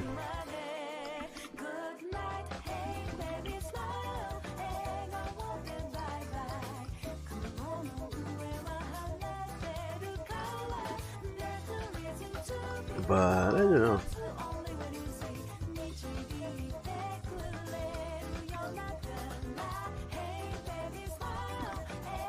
For it to be able to eat an entire person, it would have to be certainly gigantic.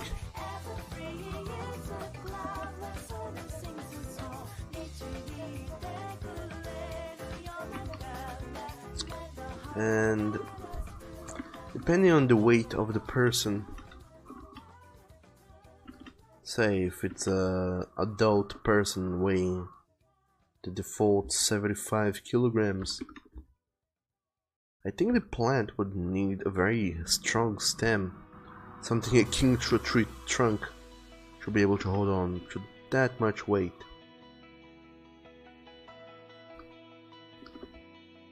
Not necessarily that much, but you get the gist. You would need a very strong plant, very thick.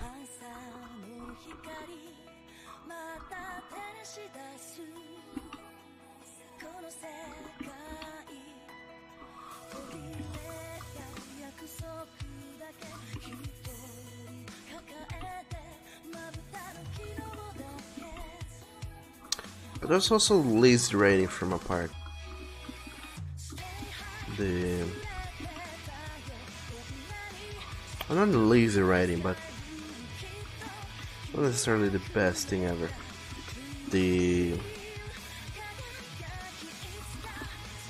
fact that Nathan and Wallace, they, as kids, they bonded over, you know, over many things. Amongst these many things,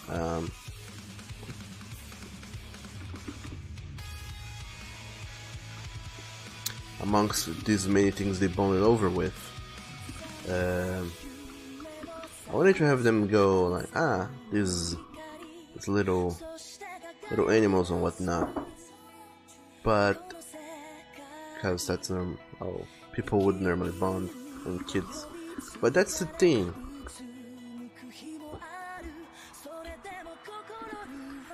In this world of intro characters, how would anybody have a pet?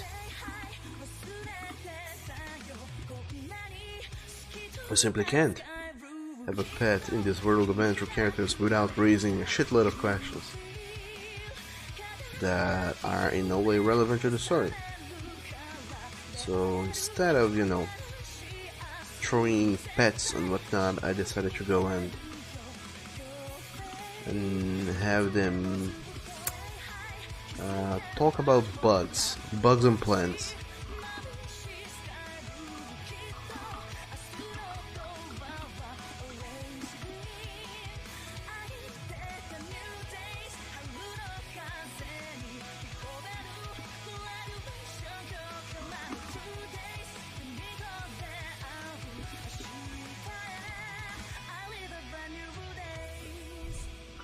Because these are more relatable when you think about real world shenanigans.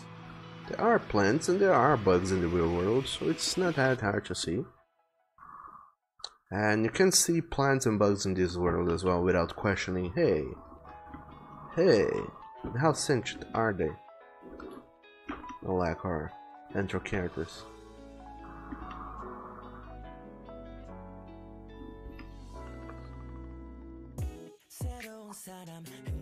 And Grizzly, you said that you're waiting to see these true kiss. And what was this comic called? It's called Call Me Yours, Part 1. Out of a possible X number of parts. But not really, I'm not gonna be making this whole thing be longer than 3 parts.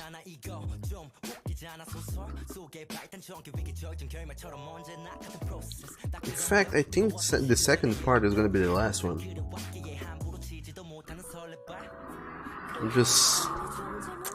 I'm thinking about how to write it, because this part here is already done, plan-wise. This is page number 19. There's 3 more pages after this one, then it's over, this part.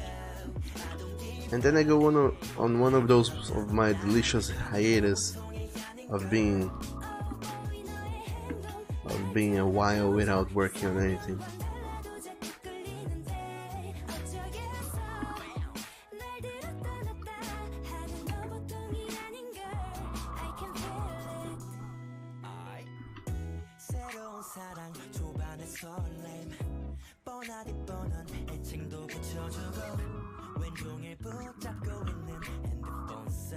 And only you said you may not be a plant, but you're definitely a man-eater. Oh, Lonnie.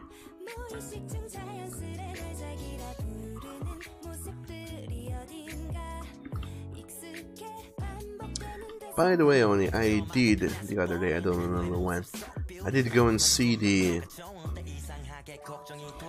Kingdom Hearts VR showcase thing, and I gotta say, it doesn't look very promising at all.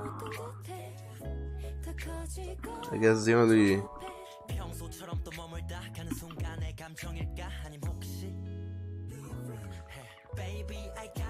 only real feature of that is being able to rewatch favorite cutscenes and whatnot in a big screen sort of environment. But other than that, I don't see any new merits to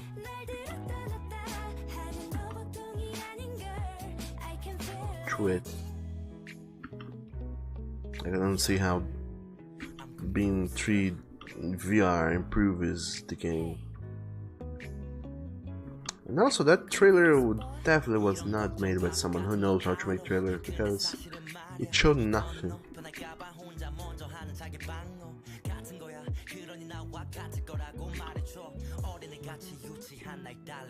So now it's your turn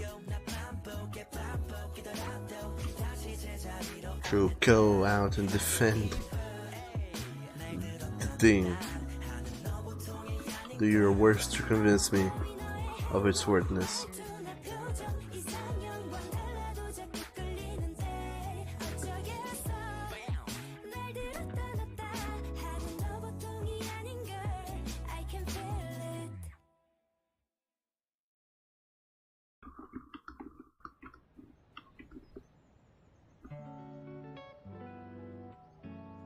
And also, Oni said that you can bash Heartless. It didn't look like bashing, it felt like more like bonking them on the head. Like you're an old person bonking them on the head with a cane and telling them to get off your property or whatever.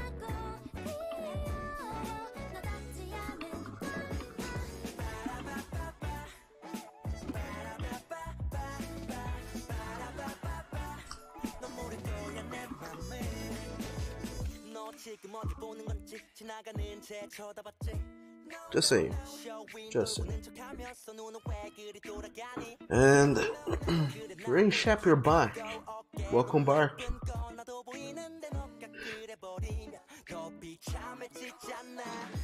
How are you doing now? By now I mean today. And by today I mean this delicious Tuesday we're having.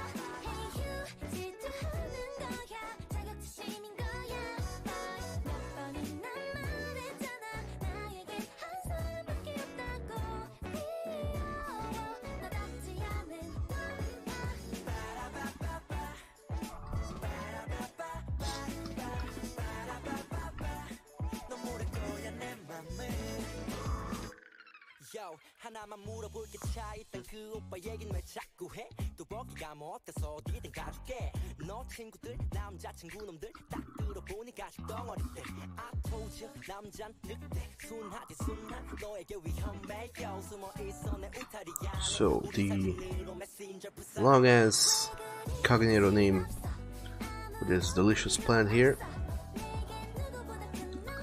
is it's this long ass name, Hachamala Hephaestopoli. And there is a plot reason for it. If you guys read the written version of the comic that is available on Fruit Affinity, I think. Maybe it's elsewhere as well. It's available somewhere on the internets. Look it up and you'll find it. If you read the written version, you will know why the plant has this name.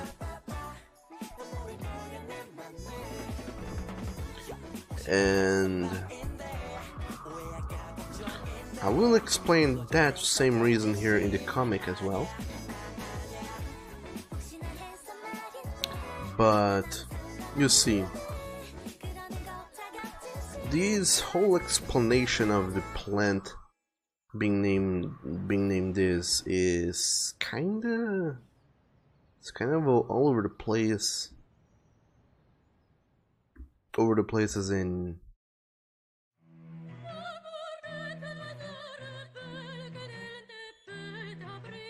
it makes sense.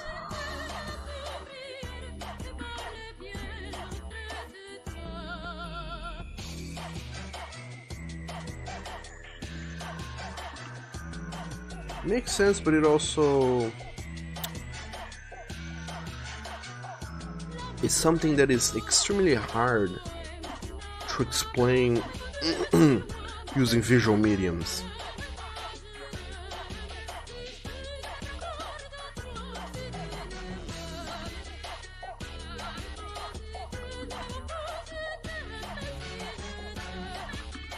So the best way of explaining this would be to go and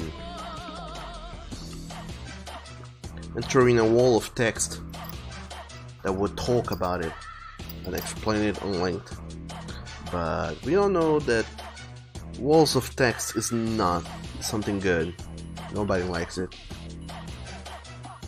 And if possible, we should avoid it like the plague.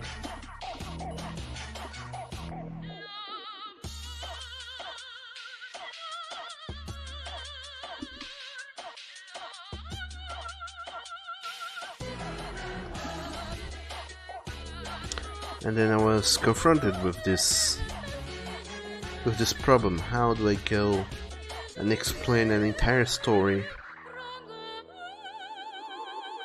that requires a lot that is not as visual? How do I go on a visual medium and explain a not visual something? And then you do that through conversation. Or at least that's the way I chose to solve this little conundrum.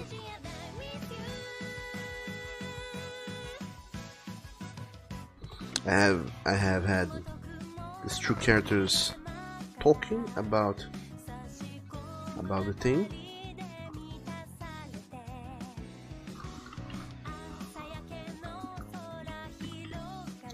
But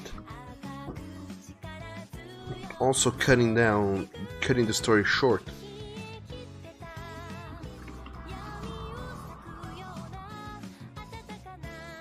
Because, you know, even though this story goes and explains a whole lot more about the background of the characters and whatnot, it isn't as important to the story. It is a thing that you can certainly definitely do without. And if that's so, then I see no reason to keep it there. Or rather, rack my brain around for weeks trying to figure out a way of telling this story if I don't need to, if it's not necessary. And only you said like you, because you're a sick boy and you have the plague, so you're a temporary plague boy.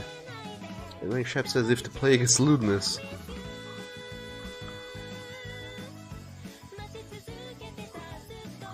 And only you have a cold and a lewd plague. I just said put a box on its side, Doug. What do you mean on its side, Oni?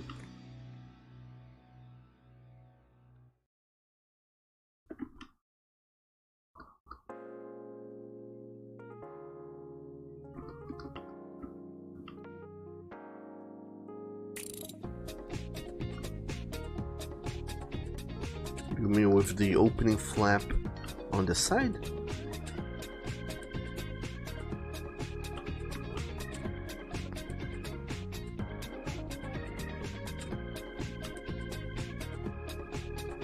And only you also said people would notice the package box on the side.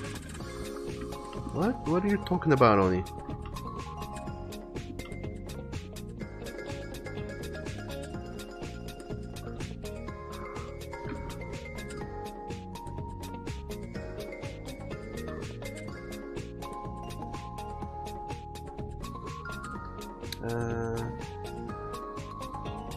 Oni said that you do that and drives your family up the wall. But that's not a good thing, Oni. And also, I don't want people to notice the background. I just want the background to be there. I don't want it to be I don't want it to be the focus of anybody.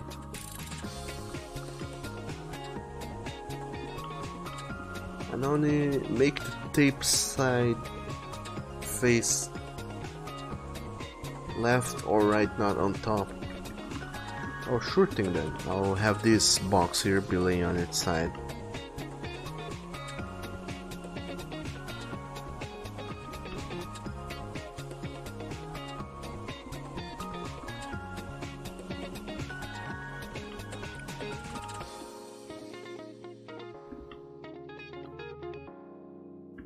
But only those are the kind of things that you do that make people think you're a maniac.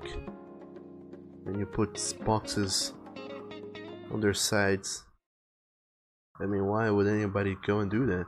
On purpose, nonetheless.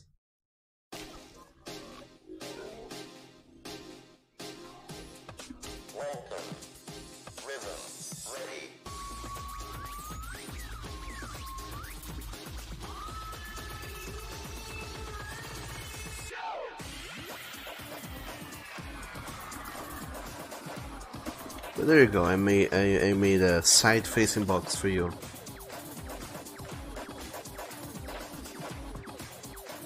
Just for you, because you're a good boy and you deserve it.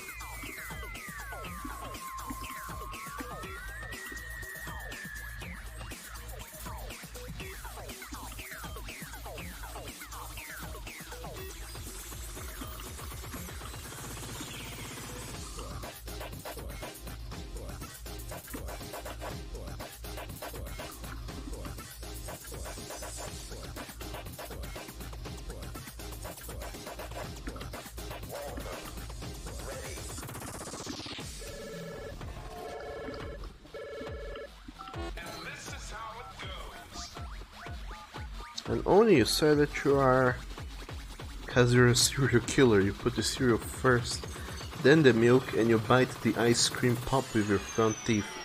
What? Why?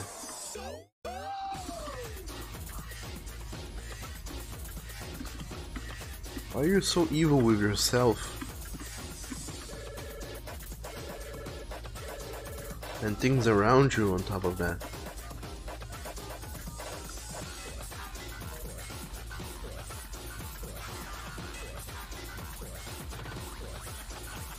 So this is a cooler. I don't know what they look like, but I'm doing a cooler nonetheless. Because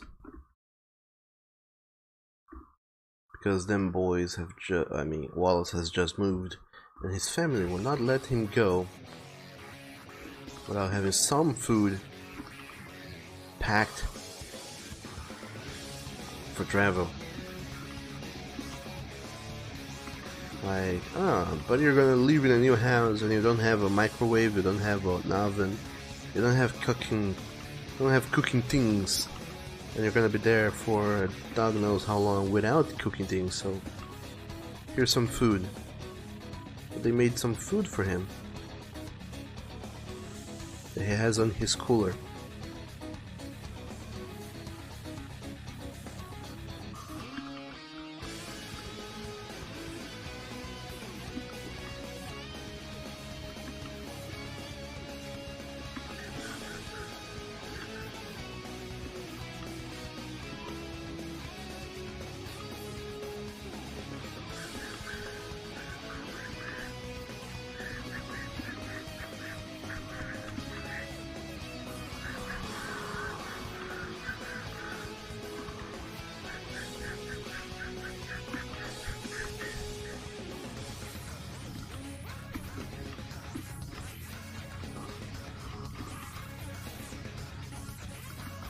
And there you go, perspectives.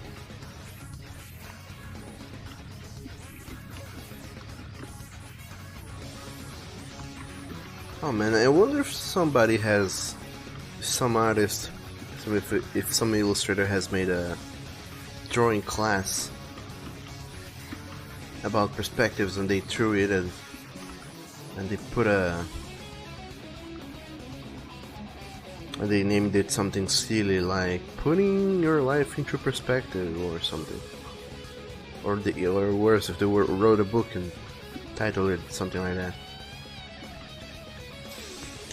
Anyway, only you said because you're a sadistic boy.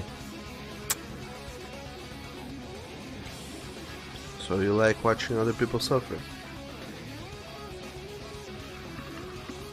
Is that the way of it, Oni?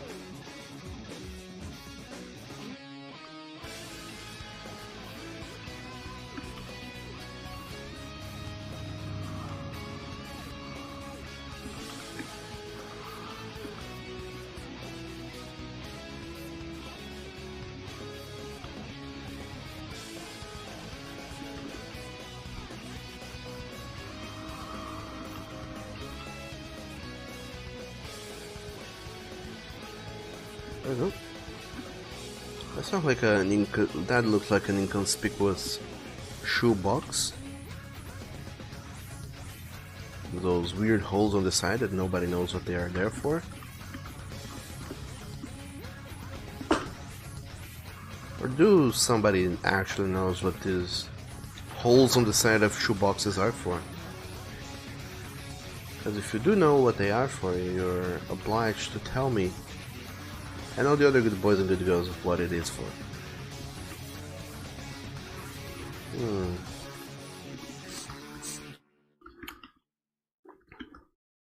Alright.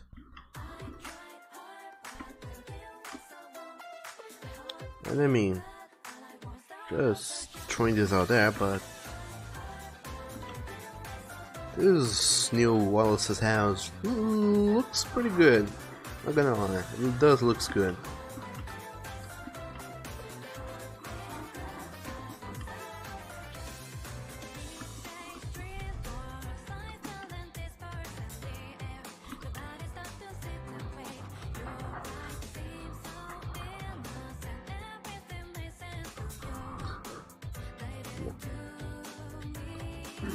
I don't know if you guys have seen, I mean if you guys have had the chance to pay some attention to the design, the architecture of this house here. But well, neither have I.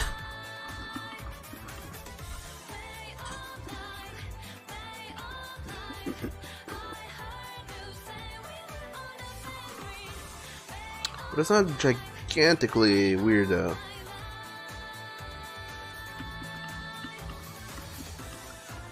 It's supposed to be this room, which is a living room. The door is like behind the characters.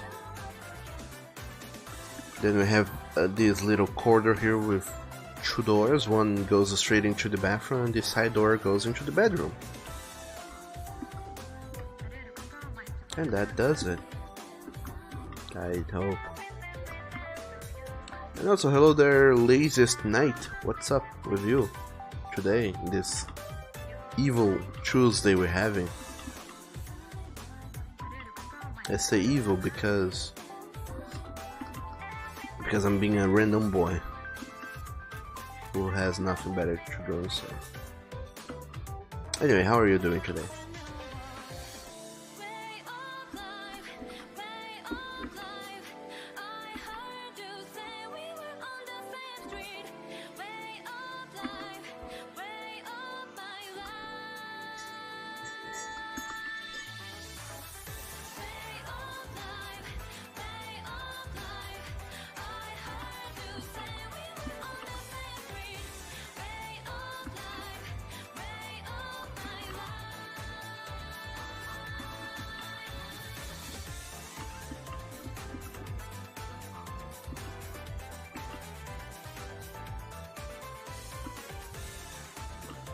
And also, yesterday was a good day. I just remember it, so I feel like explaining to you guys.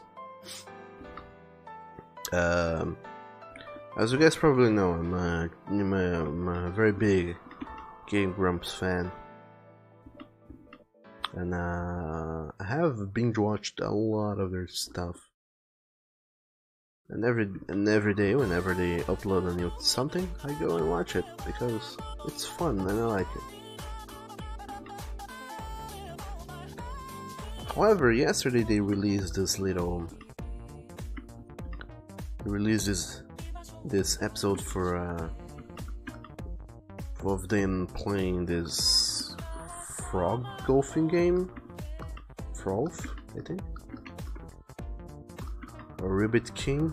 Anyway, it's a frog golfing game, and as I went to watch it, they kept mentioning their previous playthroughs of the game. Then I said, hey, I don't remember that.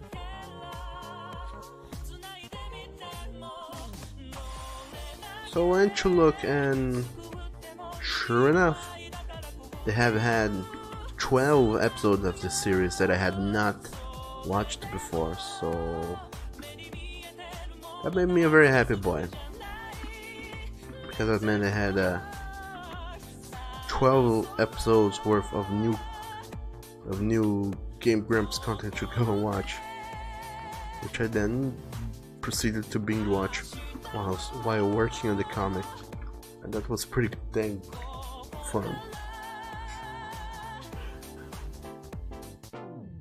And Laziest Night, you're sick, but today you're feeling much better. And how are you today, by the way? I'm doing good, thanks for asking.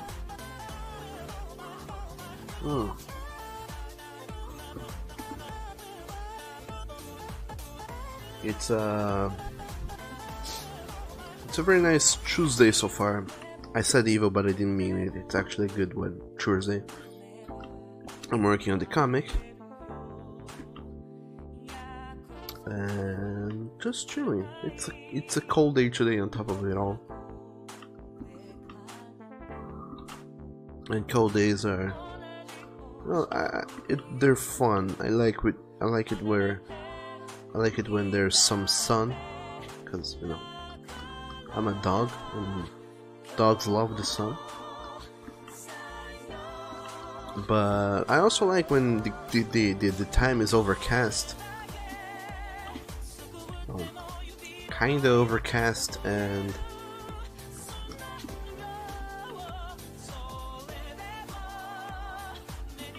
it looks like it's gonna rain, but it doesn't actually rain, except when it does finally rain in the end of the afternoon. Because it reminds me of my hometown. Time over there was crazy as shit. In the morning it would be super sunny, and then later throughout the day it would become overcast, and then it would start raining, but it would only rain for like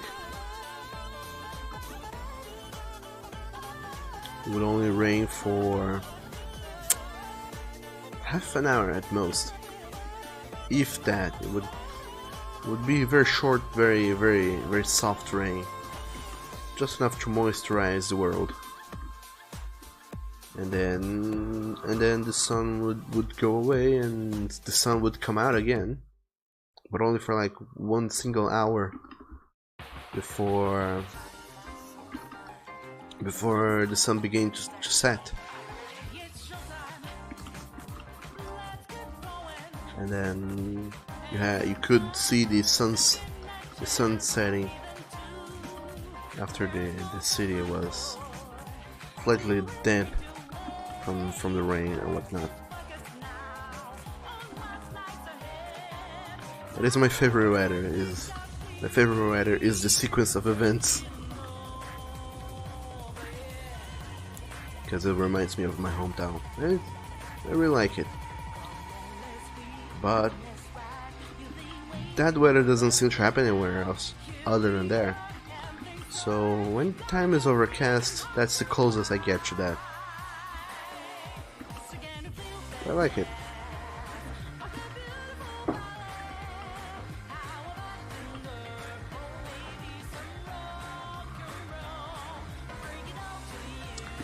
that's how I'm doing. Also, today's a holiday, so the city is much more quieter than usual, which I also dig, because my own hometown was also pretty quiet, considering that I lived on the outskirts of the capital, pretty far from any sort of ruckus and noise and whatnot. But anyway, that is how I am doing. And only you say, is that a small box of secrets you see? Does it has unnoticeables of a certain tiger? What? What are you talking about, Oli? What box of secrets are you talking about? Ooh, and I just thought of something amazing. I have to go up, open my texture files.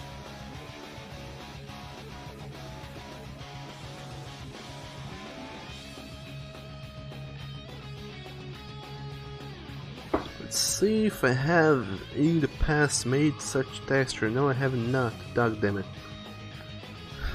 Okay, let's make it real quick. And yes, if you just saw that, then you know what's up. I have a texture file. I have a file.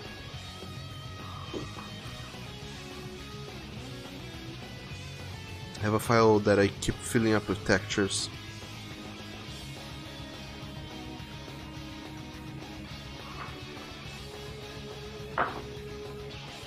Handmade textures on top of that.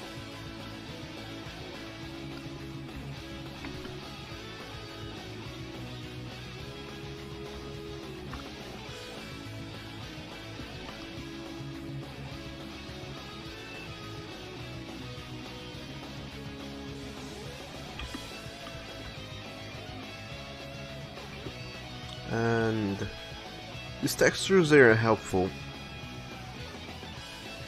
when you need to go and fill in a certain area with, you know, anything, just to make it seem more like more organic.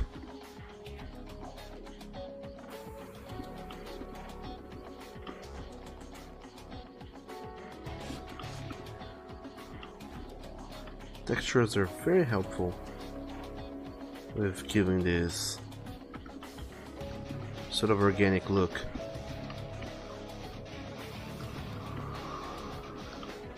to things.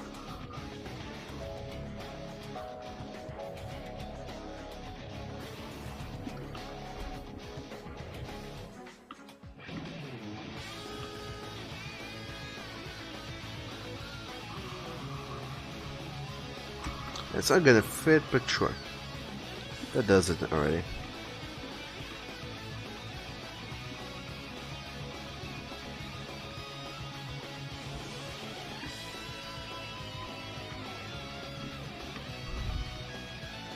So I want this texture here.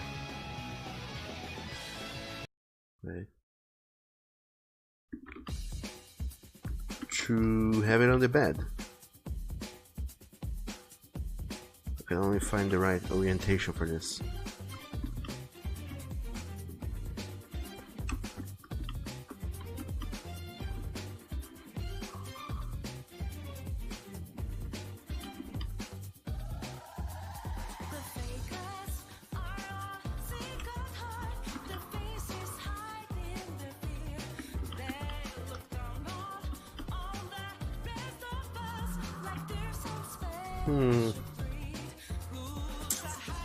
So it's supposed to be like that in diagonal, but dog damn if it isn't hard to get this angle right.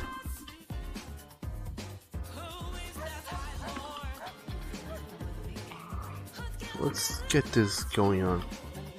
And also, hello there, Donald Ducky. Welcome to the stream, and thank you so very much for that delicious host. How are you doing today? I see you, all of you guys are I'm going banana crazy with this whole change your name thing.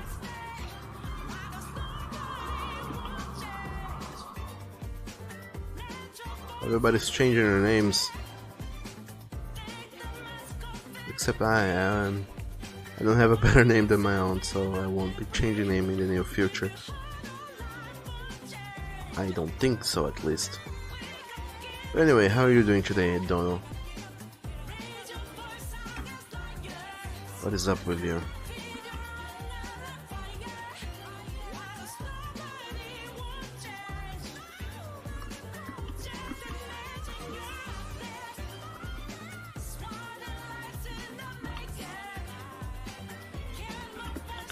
Okay, so now we can have this mattress-like texture.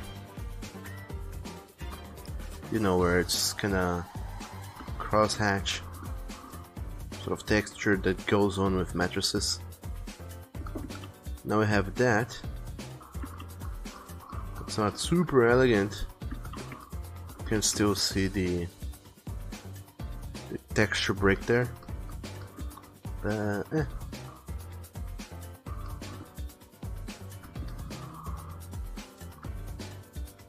we're gonna lower the opacity so it's not gonna bother at all. I mean, it's not gonna matter. It is gonna bother, but it's not gonna matter because it's gonna be barely, almost unnoticeable. The texture itself.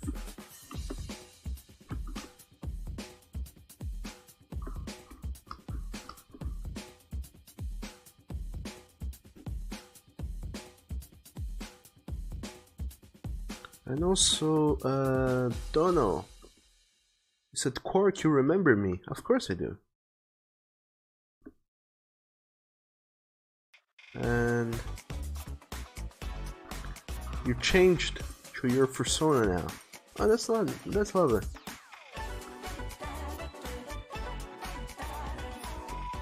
I was wondering for the longest time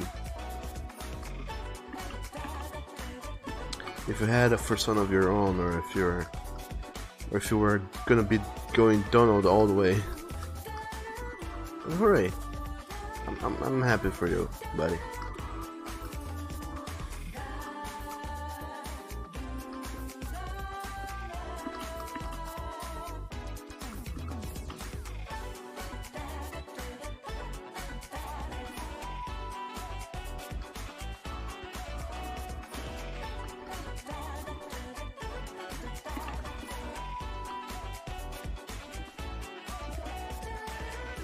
And Dono, you also said you're doing good. He was wondering of a curious question. Any free or paid software you use for script writing when you do your comics you would recommend? Oh man.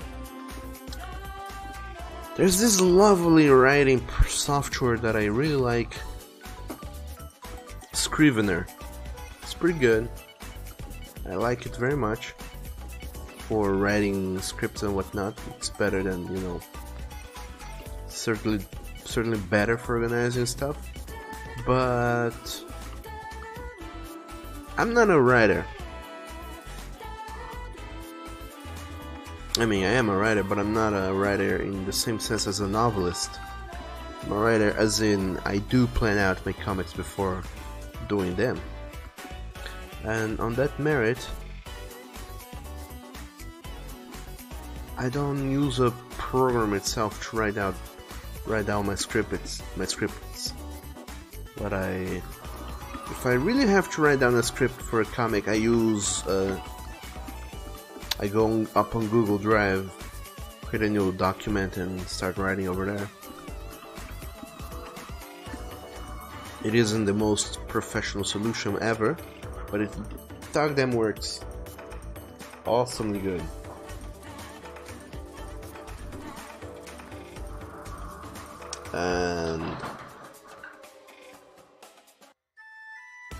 And most of the times, if not always, I end up doing the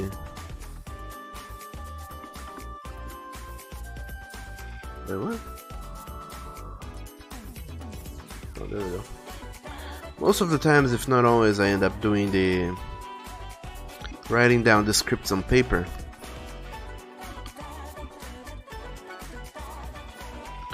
So I'll get down a piece of paper, a normal piece of paper. Doesn't the same paper I use for drawing and sketching. It doesn't even have to be special, or doesn't need to have the guidelines for writing or anything. It just have to be a piece of paper. And then I start writing down my scripts in there.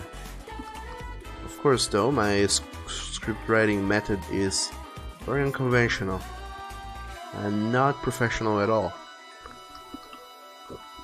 Very loose and very wonky as far as script writing goes. But the reason why it does work, even though it's not a professional writing standard, it's because I'm doing that for myself. So I'm writing my own scripts, and I know what I mean by them. I know what I mean when I write certain things, what I'm thinking of. If I know that future Doug won't know the heck I'm talking about, then I go and write down exactly what I'm thinking about without using euphemisms or shortcuts, terms, or whatever. Just go down and write it up. And pretty much I make a little reference book, a little manual for future me to follow, that I know future me will be able to follow. Of course, though, I leave a lot of things very open-ended. But in any case, the gist is, if another person were to come and see my script, they would be confused. It would take them a long while, before they were able to decipher what I'm talking about and how I'm talking about what I'm talking about. Well, it wouldn't be something incredibly like, it's gonna take forever to decipher. But it would take them some time, and even then they won't get the same idea that I had. So it's gonna be different. But it doesn't really matter, because since I'm writing for myself, I know what I mean when I write the things I write, and that's all. That is all that matters. That future me can know what I was talking about. If I were writing for someone else, then it would be good to follow an international standard of writing scripts and whatnot.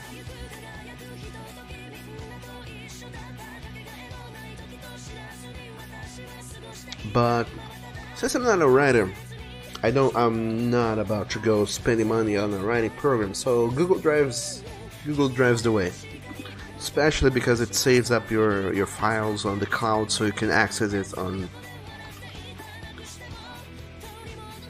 the future. If you're on the street, like on the bus going home or going whatever, and have some time to spare, you can always go back and open the files, your scripts on your cell phone, and take a look at them while you wait for the bus to arrive or whatever it is going to. So there's that. Another advantage of using Google Drive.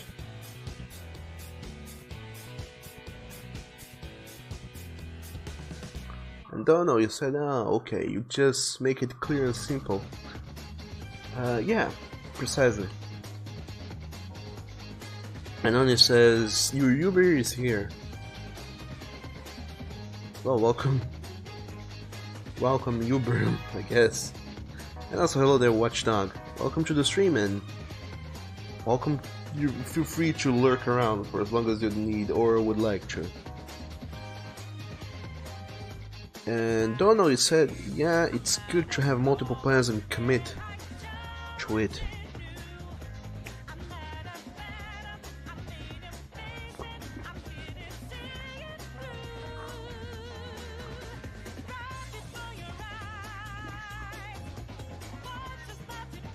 So there is that.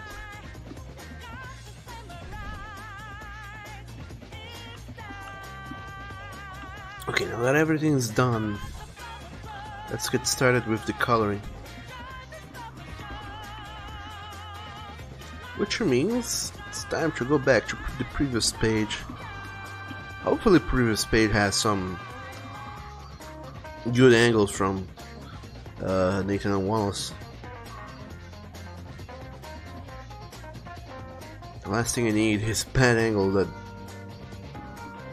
don't show what I need. By the way, a little heads up is that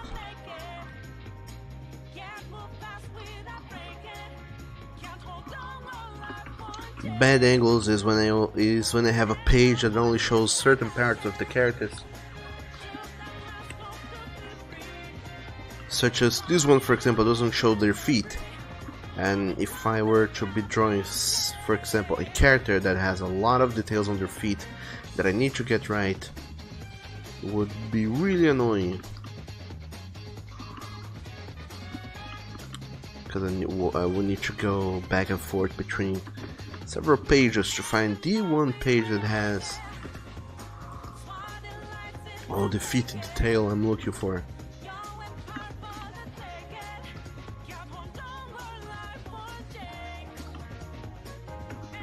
Also, another good reason to have a character sheet when doing these things.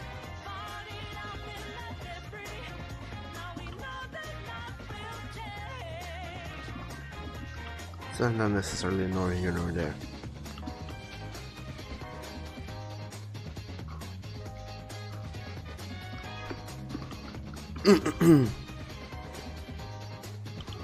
And also, Watchdog, you say, hey a dog. Hello chat, hello to you too, Watchdog.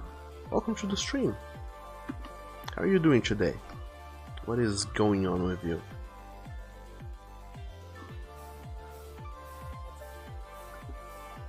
And also, only say blep.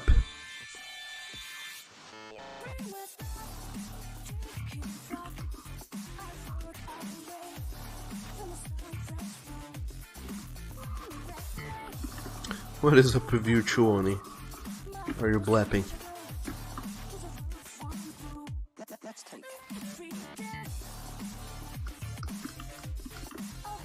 By the way, goddamn. For this next comic I'm gonna be doing, I do plan to have a shitload of characters. So going back and forth between pages to check up the colors is not gonna cut it out at all.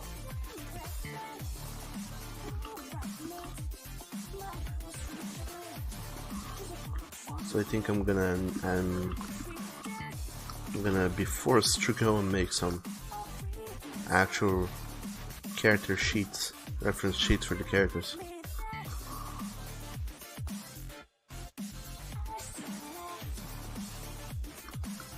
Which also reminds me that in some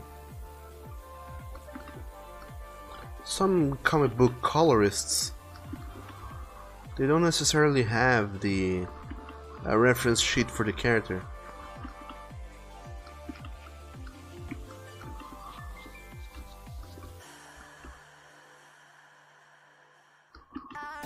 Mostly because of the way the color, the character, say if the colorist knows a whole deal about colors and whatnot, they know how color mixing works, they know what sort of effects they can or should not use when drawing and when coloring a character. They know a lot about evening lighting, morning lighting and the such.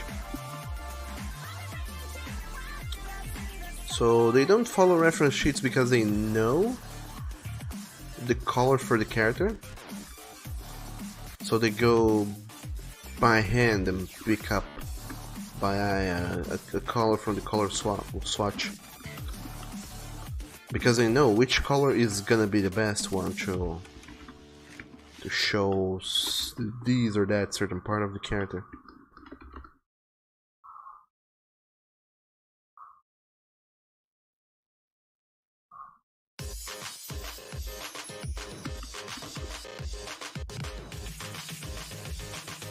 So instead of copying the color from previous pages, they go by hand and hand pick a darker or lighter orange tone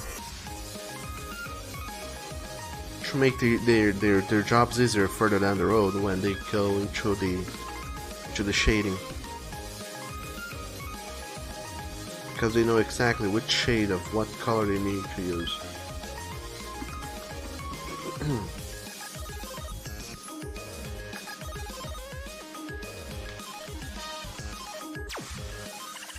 And Watchdog, you're doing good. Just got to work and getting ready for the day.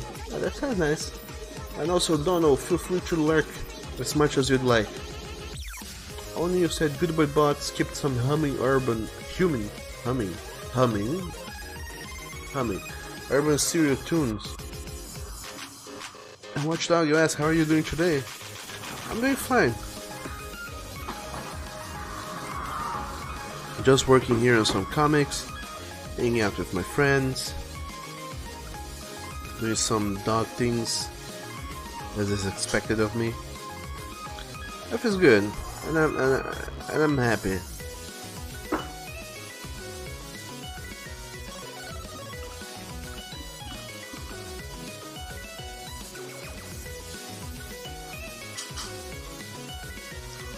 Like I had said previously, today is a holiday, which is also fun. Day to chill out and, you know, enjoy the quietness of the city and everything else. Sister.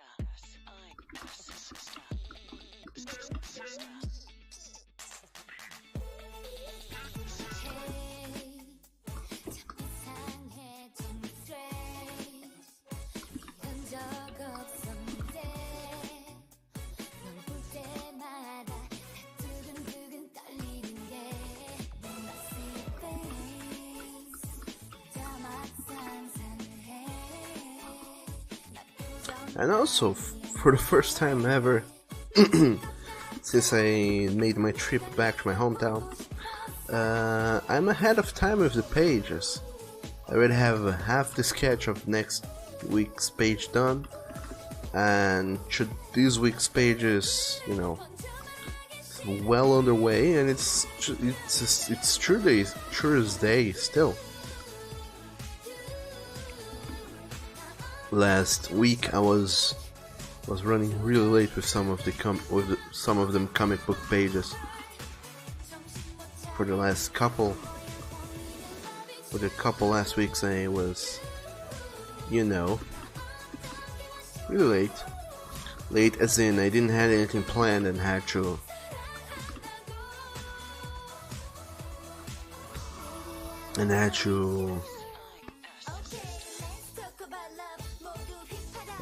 what is the term I'm looking for?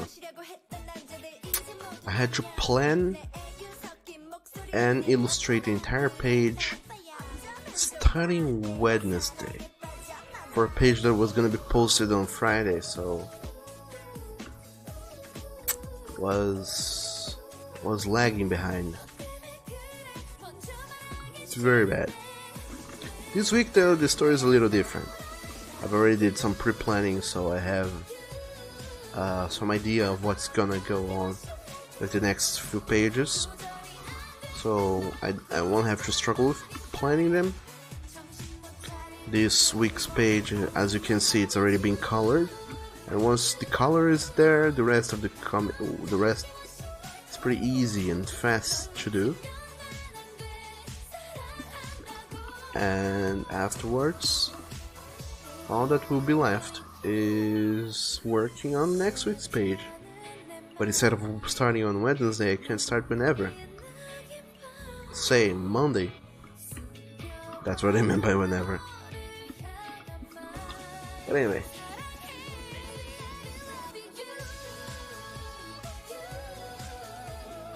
Watchdog says, yay, ahead of the curve. Ahead indeed. It's pretty good.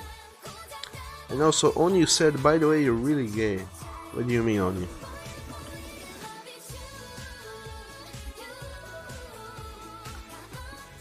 What do you mean?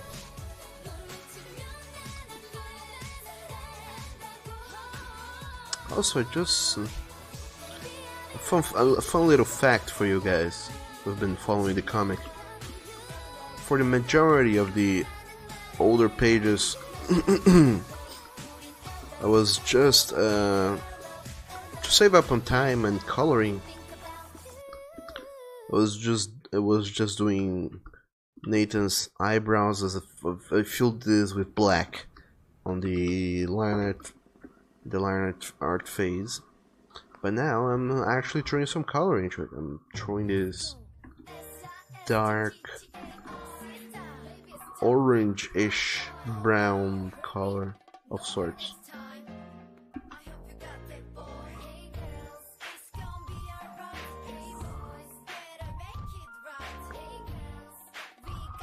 So instead of, you know, painting his eyebrow with full black, saving up on coloring and everything else, I'm giving his eyebrows the same treatment I'm giving every other part of the drawing and actually coloring it in. Even though it's virtually impossible for people to tell that apart when they're reading the comic. But yeah, for whatever reason I just decided to start doing that. Some little trivia for you guys. Some inside knowledge.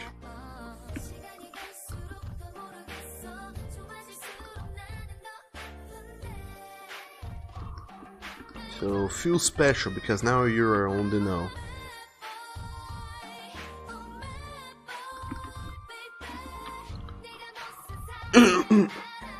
Watchdog says shooting hoops. We're playing basketball, are we?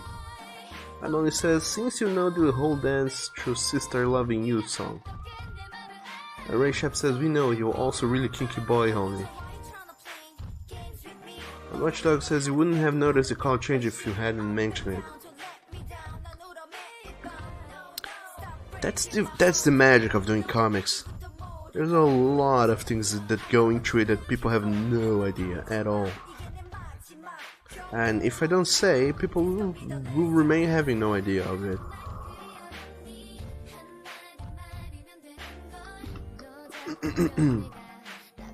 And that is fun in a certain way.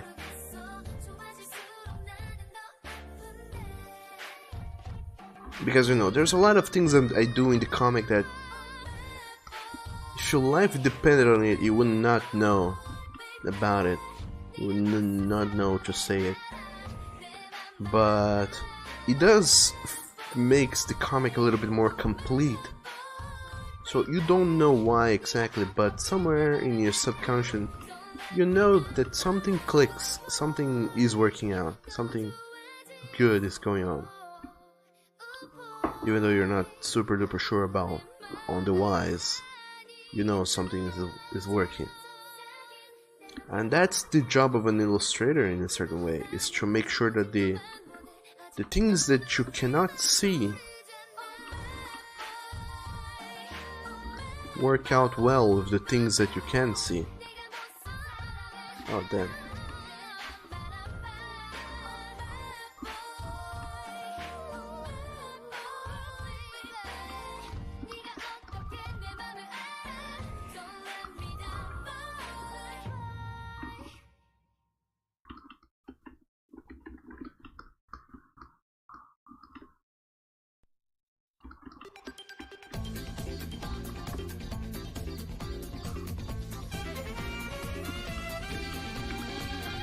And also, hello there, Samuel.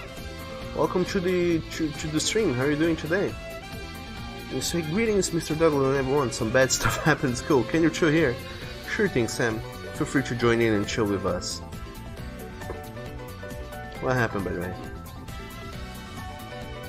Sam, you said the bullies. They threw your drawings and stories in the trash. It was writing a birthday gift from Mr. Douglas. Now it's gone. Don't worry about it, Samuel. What is important is that you're doing fine.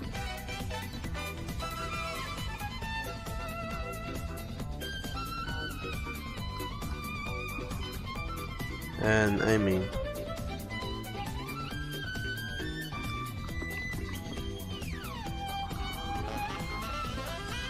so long as you're not hurt and that you're doing good, Now then I will consider that as a gigantic gift.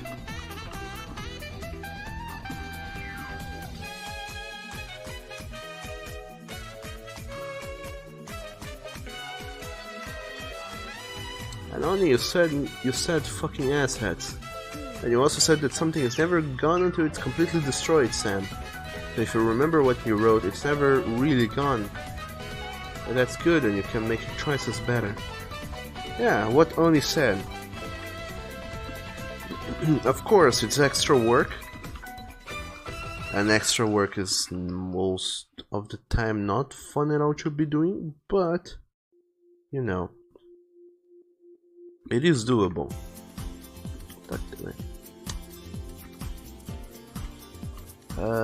Page 8. Is that a good page? No, it isn't. Page L10. Not L10. That's page 10. Yes, there we go.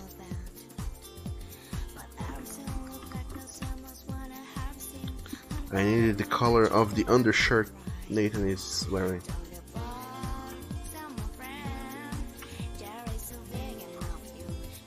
Oh, whoa. That's some deep color bleeding out there.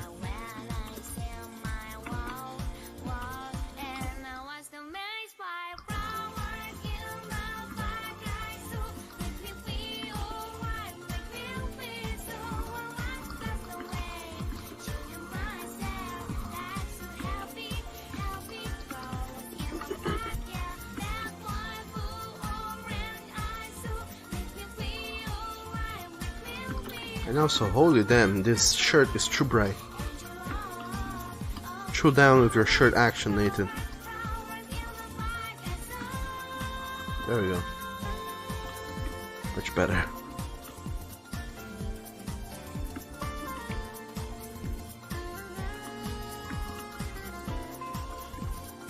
Because as you can see here in the background, God damn it, I forgot it. How did I forget about it? Oh well, let's get back to it. It was supposed to be here, but I forgot. But here it is. Nathan's and Wallace's clothes. Because after they got home, they started moving boxes up and down. So they took off their shirts to make the job of moving things easier and more enjoyable.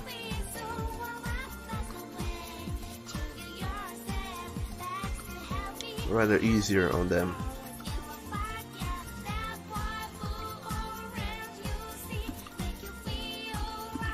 So in this first panel you're supposed to be able to see their clothes hanging from this little counter top thing they have going on here. I don't know what's called, those kind of like bar tables in the middle of the room. Has a name. It's a very fancy name, so I wouldn't know that.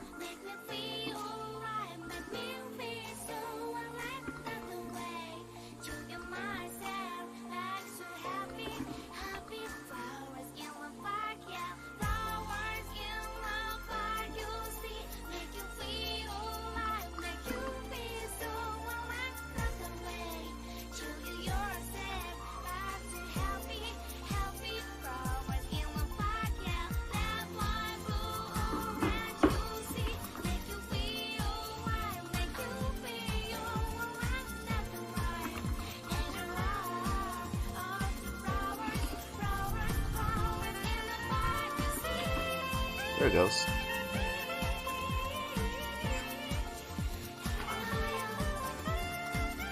So now there are shirts there, and we're gonna throw their colors in there. Yep. Wait, what? Oh, god damn it. This is BG color layer. Nathan's shirt and Wallace's shirt. And then Wallace's cap, I will color that later. Actually, let's color it right now, so I don't have to bother about it.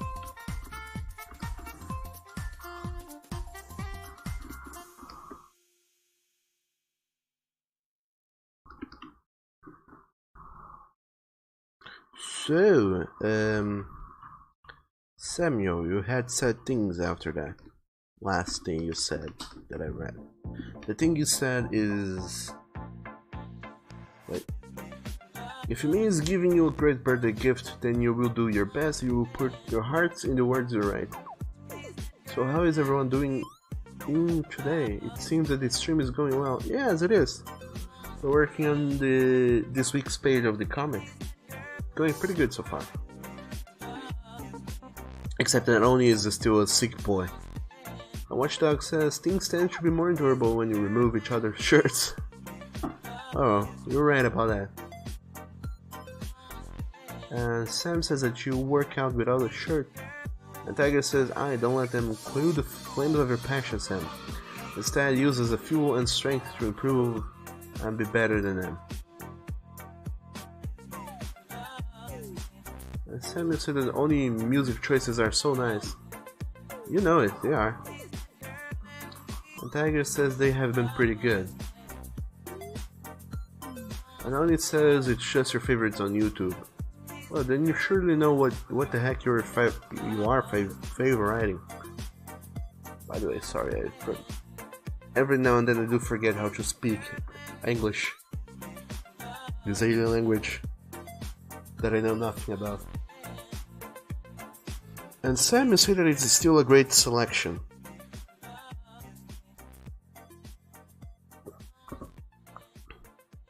With a C instead of an S. Yep. Oh, would you look at that? I forgot to draw this box in here. Oh, Doug. How come you're so silly?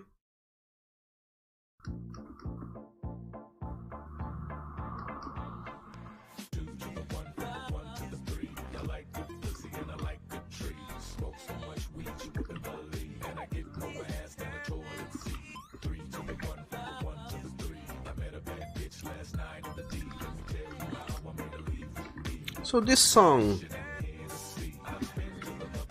I like it very much so, but what's the gist behind it? Because if I were to guess, I'd say that this is it's a meme song, but it's actually pretty good musically wise. It is pretty good. So how come?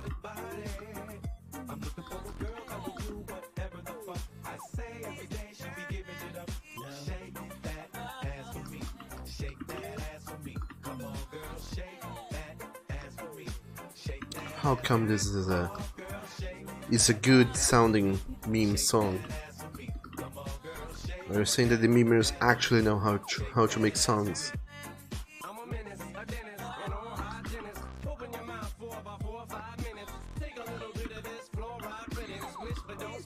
And Watchdog says you tend to forget how to speak English as well. And it's the only language you can speak fluently. Oh no.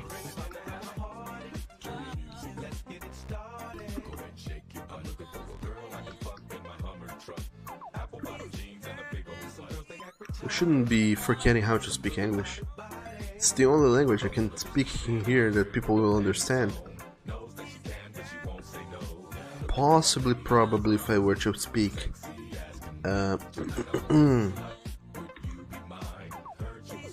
if I were to speak what's it called? Spanish. Oni would be possibly the only one to understand me. But I don't know Spanish at all. So that doesn't work either.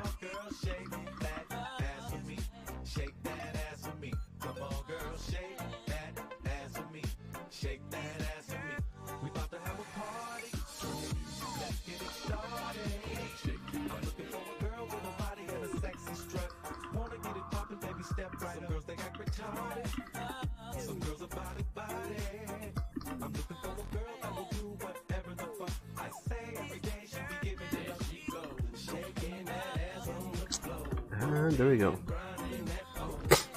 This is a hard angle to get right, by the way. So Be careful when drawing characters from any angle that isn't a straight ahead angle. It's probably gonna look wonky and it's probably gonna be very hard to illustrate.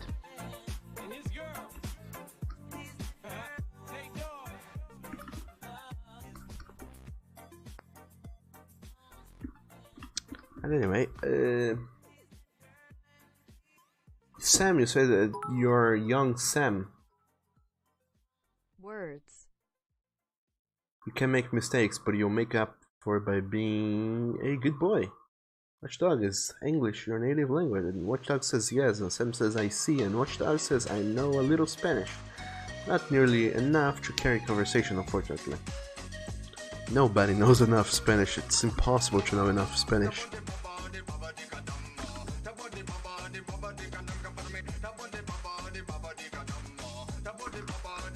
Unless, of course, you're a native Spanish speaker, then of course you can. But if you're not, then you cannot. Simple as that. And Tiger says, it would be hard, but you could catch a bit over here or there. And Sam, you know Spanish too. And only with the 5 bits, thanks for the bits by the way.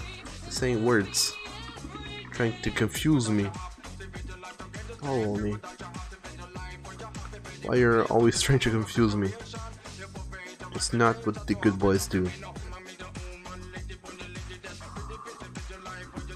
Oh, how lucky. I managed to open a page that had the colors I needed. Straight ahead.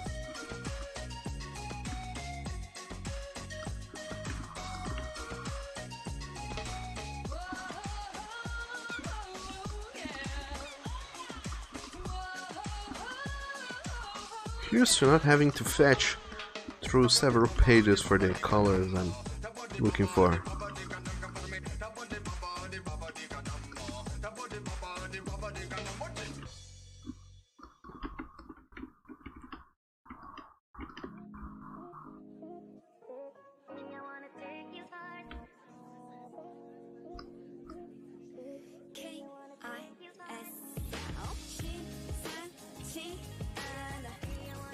And Sam, you say Tia brings you back to the time Mr. Chandler tried learning some Portuguese in the streams, the old time seems distant now. Oh yeah, that was what? The very beginning of the year.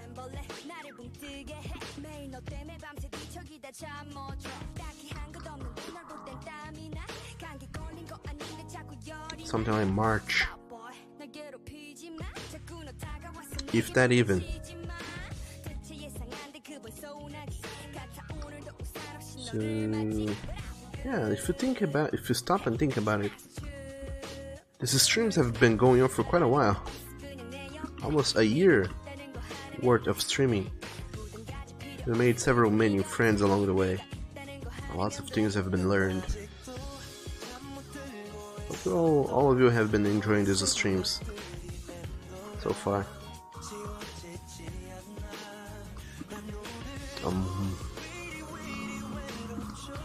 In January,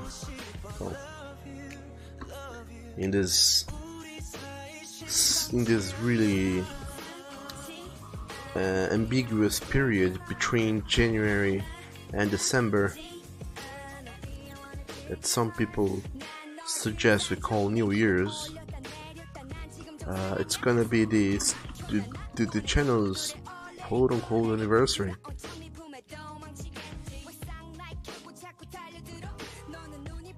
So that's an interesting prospect.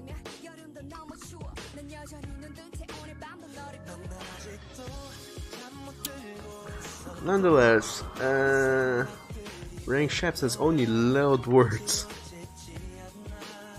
Don't know it though. You know it, Chef. And Watchdog says only is just testing your reflexes, keeping you on your toes and ready for anything.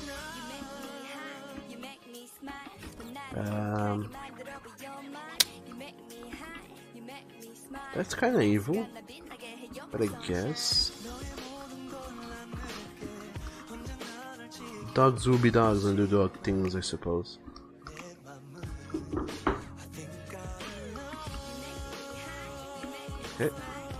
And these are the last two colors I need. Lovely. Actually, I was mistaken. I need another color.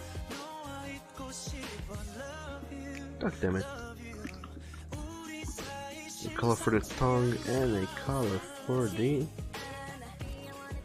What else I need is the color for the edge of the hat brim. Showing this layer here. There we go.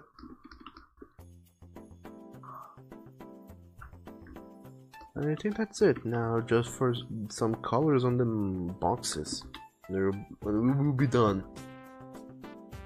And Sam says, you have been here since the start. Are you the only one? You're not the only one, Samuel. I have been here since the start as well. And so has Oni. I think. I'm almost positive he has.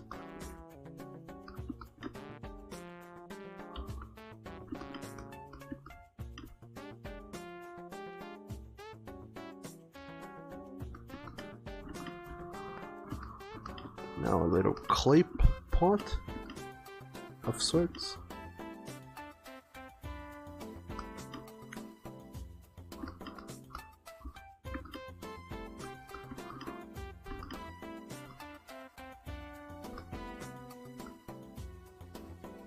Is it clay that they are made of? I think it is.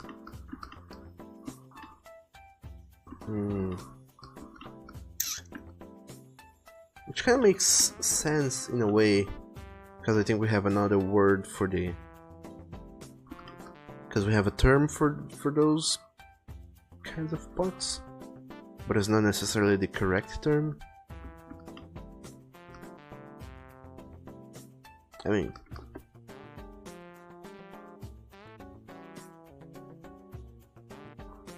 We say that they are made of this other thing, like when they are actually made of clay. That's what I meant. Made no sense. Because I'm a confusing boy. So never mind. But here we are, finishing the fly trap. Now to throw in some colors on the name of the little thing. And Watchdog says yay for anniversary. Yay indeed. And Sam says no, you mean since the start, as of when you started doing the streams. I think Oni has been here and Chandler.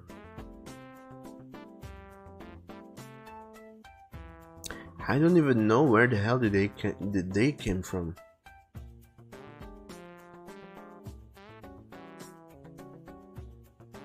Because I mean, I knew Oni since before starting the...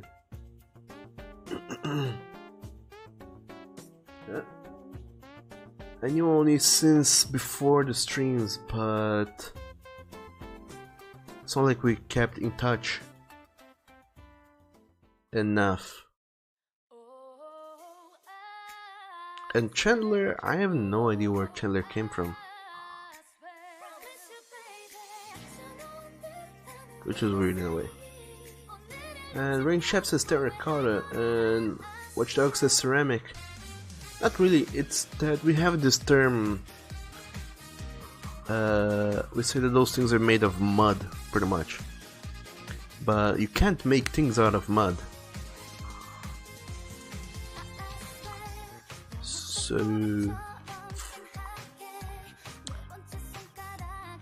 It's possibly made of clay, but we say that it's made of mud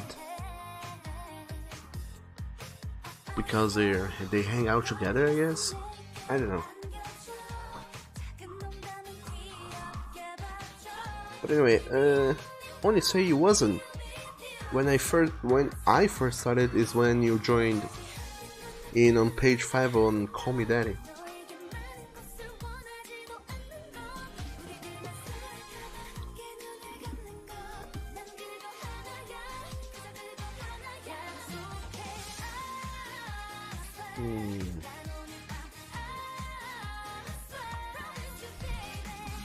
Now you've done me a bamboozling.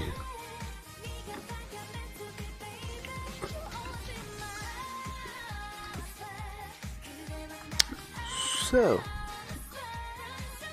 I could go in do like the Charlie and throw in one color for each letter, but I think it's best if I throw in a simple color scheme, like 3 colors and that's it. I keep alternating between them.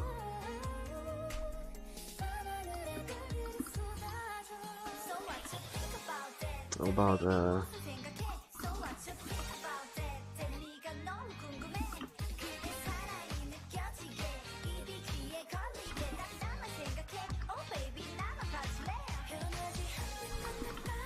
and also make it that so it's always the same order. Blue, yellow, red, blue, yellow, red, blue, yellow, red. That's so I within the next few pages I don't fuck it up.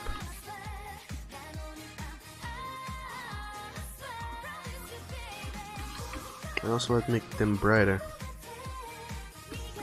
Otherwise it's gonna be impossible to read when the comic is colored.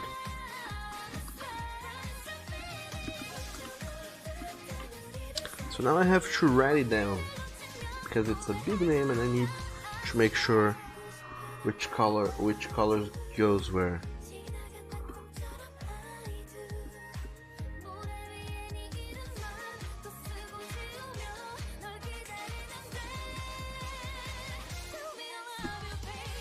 There we go, Hakamalo hit the stop one. So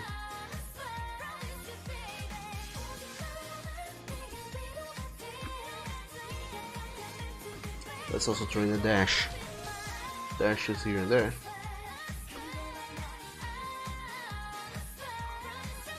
Oh, would you look at that?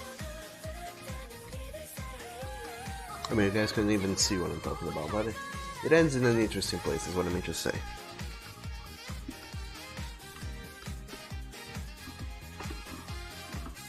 So the N is red, the I is yellow.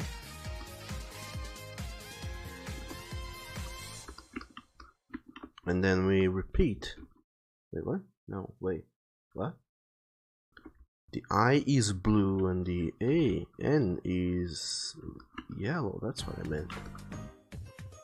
Heck. Oh. Trauma Center soundtrack. Oh, Wally, you didn't have to. You delicious boy, you.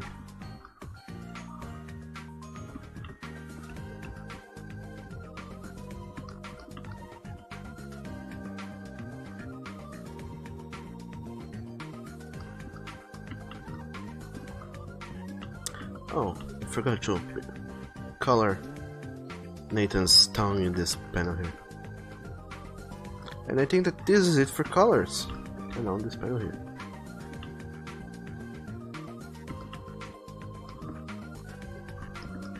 Character wise, everything is colored. So we're good to go. Now what I need to do is color the background in every page, and especially on the first panel. There's a lot of background to color. Then throw in the shades, the everything else, and then things will be done. Hooray! Which is fun. It's gonna be super duper fun.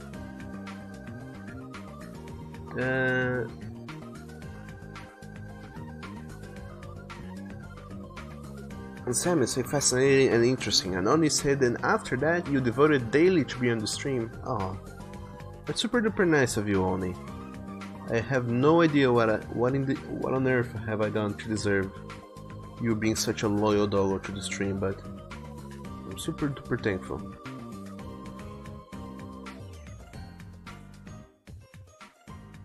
And Oni says, oh snap, hear Doug's favorite song. Which song is that?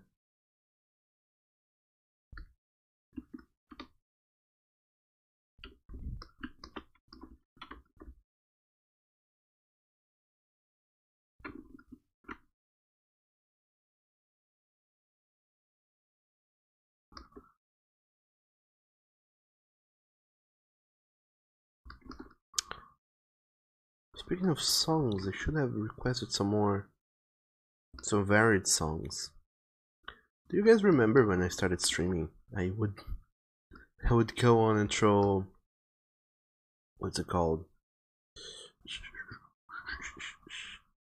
Would go on and throw putting those cafe lounge YouTube playlists.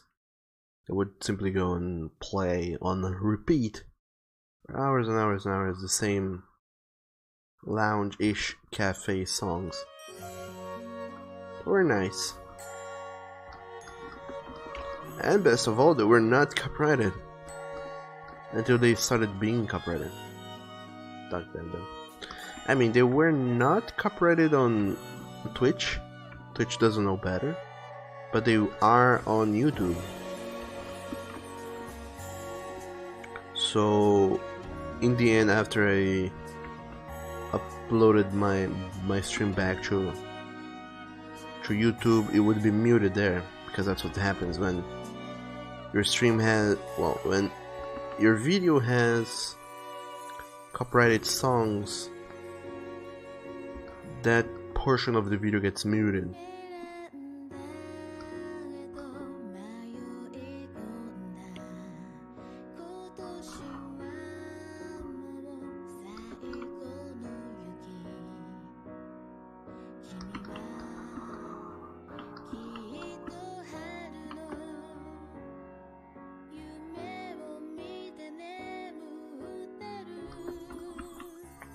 Also, this reminds me of something.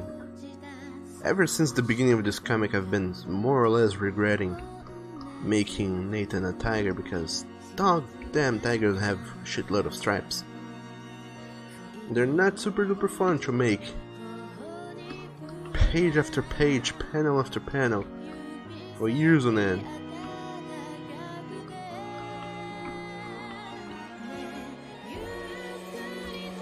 So whoever goes and says that their character is a tiger, it's like, well, kudos to you. You possibly just made an artist's life more labor intensive.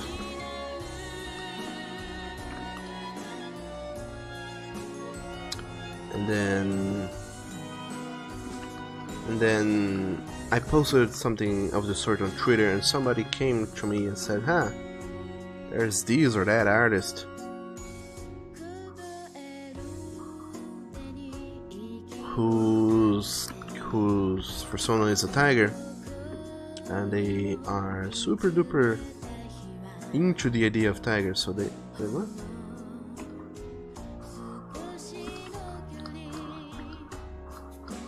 Well, they like being a tiger, so they would not change it to anything else in change for less work. So they're like, huh, tigers all the way, even though there's a shit ton of extra work. Tigers all the way. I'm like, good for you. Super duper good for you. And then there's me, who is a lazy ass artist.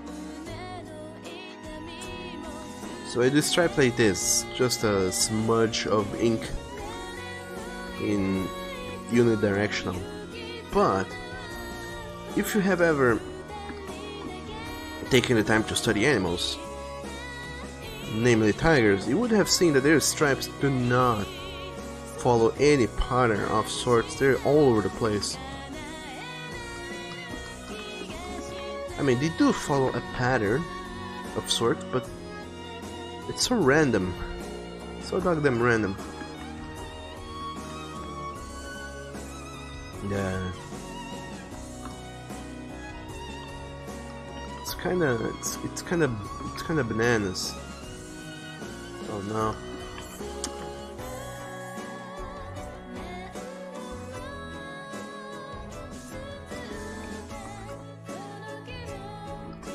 So, hooray for tigers and people who have tiger characters.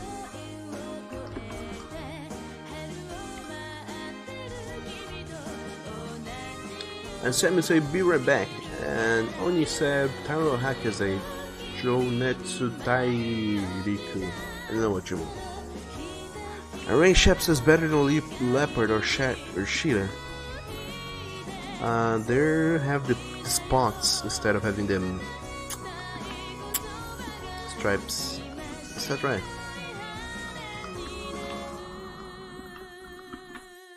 And also Tiger, you said yes, they do. Stripes for days, at least he's a nude. That would be even more stripes. Oh man. So you guys solved the puzzle.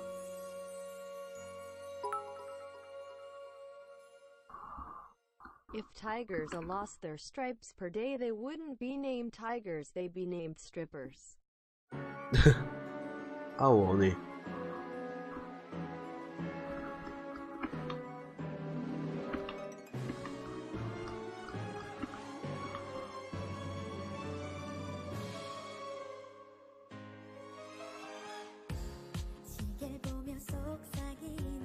Oh, you have a point there. But anyway, what I meant to say is that you solved the puzzle. You guys solved the puzzle. If tigers... With tigers being so stripe intensive,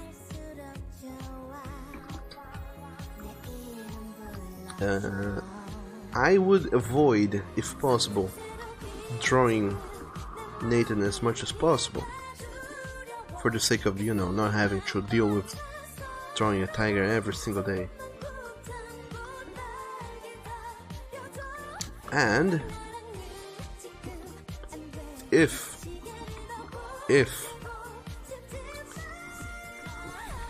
having Nathan naked means I'm gonna be drawing more stripes, then I would do something, certainly, definitely, to avoid having Nathan be naked.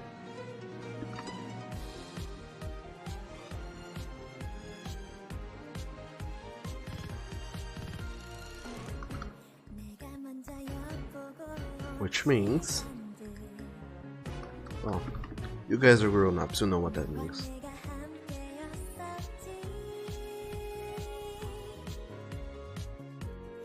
In case you don't know, I'm gonna go and spell it out for you guys. It means the future sex scene between Wallace and Nathan that everybody's asking me to do, more or less. It's gonna be fully clothed. So let that sit on your minds for a little while. The thought of Nathan fully clothed having sex with equally clothed, or not, Wallace.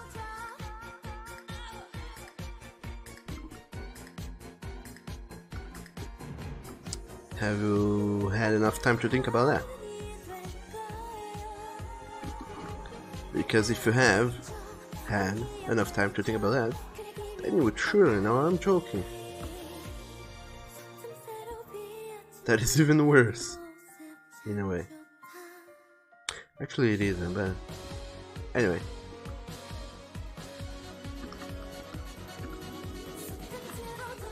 I'm being dramatic. Stripes that are not that hard or that awful and awkward to draw. They're just extra work.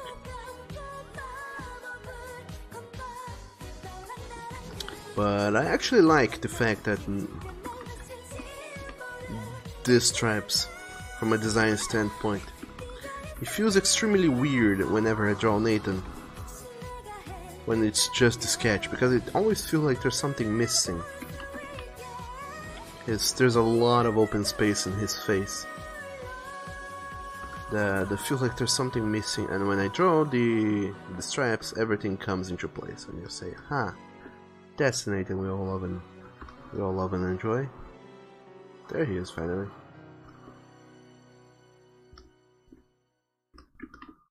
So I don't know if it's because of the stripes or it's because Nathan as a character is defined by his stripes,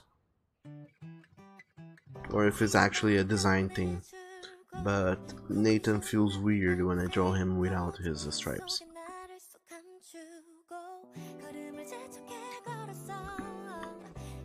feel like there's something missing, and something is very amiss. But nonetheless, that raises the question, now that we're talking about tigers and stripes and whatnot. Tiger 7669. I have been pondering for a while now, but why are you a blue tiger?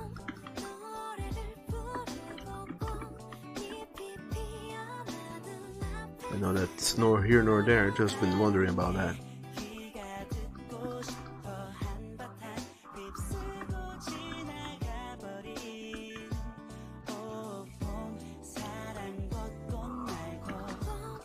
Speaking of which, there are white tigers too, aren't there? White tigers with black stripes. Who's on the due date list, Doug? But yeah, the question tiger is, why are you a blue tiger? I would assume it's because blue is your favorite color. But I might be wrong about that. I might be mighty wrong about that. There we go. Everybody's colored now. Well, let's go with the other layer. And Rain Shappy said whatever floats their boat, such as having sex while fully clothed. And Onis, who's on the due date list? What do you mean by that, Oni? I am not sure nor clear on what do you mean by that. Please explain.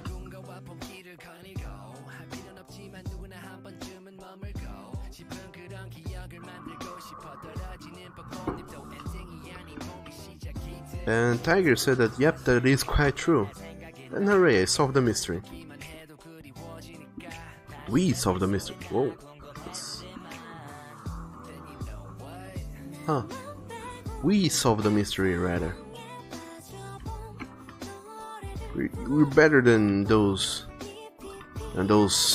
meddling kids and that dog. We're solving puzzles left and right.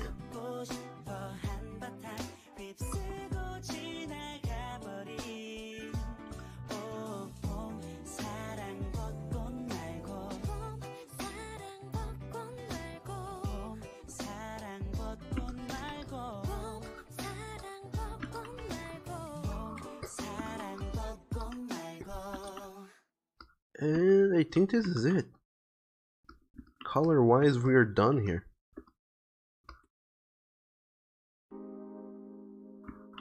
Lovely dessert, by the way. Having Dunyan rings to go with your comic. By the way, let me look at this. Aha. You're looking very wonky, Mr. Plant. Monster creature thing.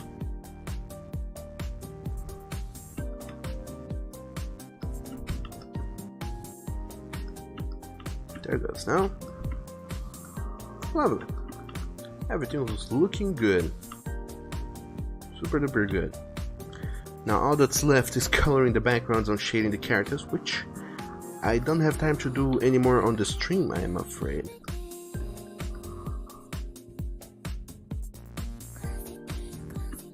Because as it happens, the stream will end in about 15 minutes. All those minutes.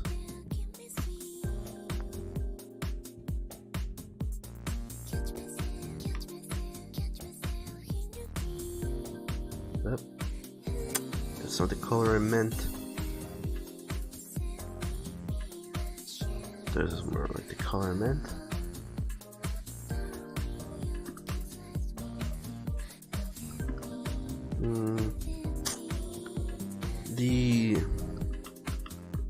The blue feels like they're on the outside, so it shouldn't be blue, it should still be yellow. But it should be a darker tone of yellow.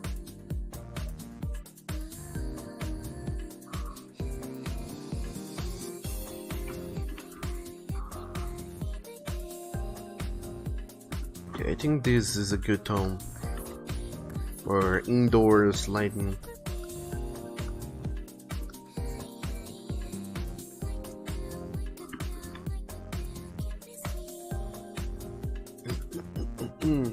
The tiger said that also plays along the idea of Maltese tigers too. What? What do you mean by Maltese tigers? And Oni, you say, which characters from your comic series are still available for dates? And Watchdog says anything is possible if you set your mind to it, Oni. And Oni said that I told you that Gabriel is out of the dating game. Everybody's out of the dating game. Actually, no, never mind. Bradley is on the dating game. To a degree, Scott is also on the dating game, but nobody likes Scott, which is a gigantic lie. Everybody likes Scott from the looks of it. Actually, no, never mind. Very 50-50 on people that love Scott and people that hate Scott. And then Jackie Chu. He is on the dating game, but well, it's Jackie, so there you go. And Watchdog says that sounds like quitter talk.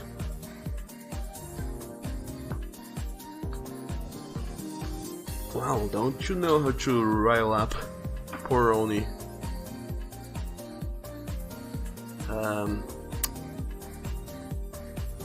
Yes, to a degree.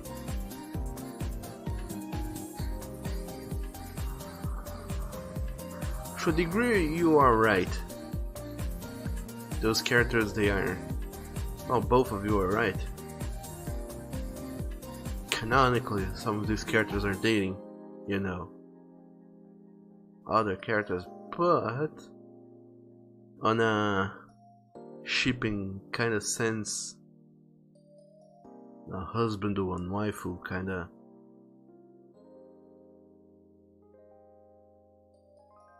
of way of viewing things. Everybody's available.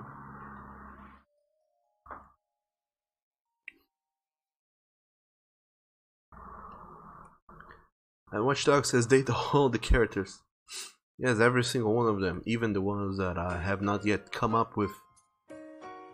Because, you know, I will keep making stories and coming up with new weird characters, so get in line for dating those two.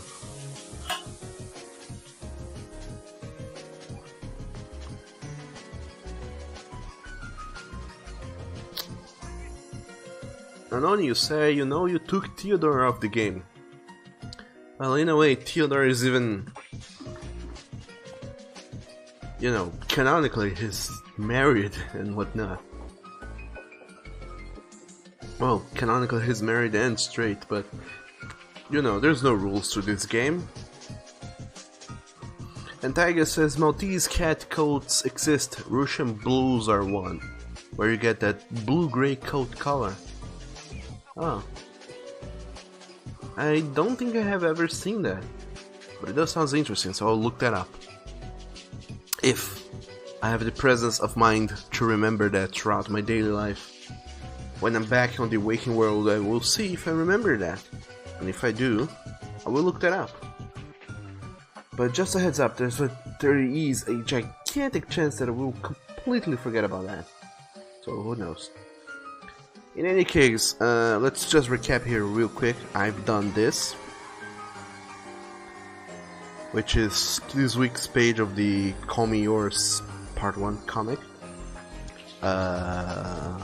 Nathan and Wallace, they finished up moving all the boxes from the car to the house. They're talking about it. Just talking about Wallace asks Nathan to help him unpack the boxes. Nathan says sure. He opens a box and there he finds this evil deadly plant.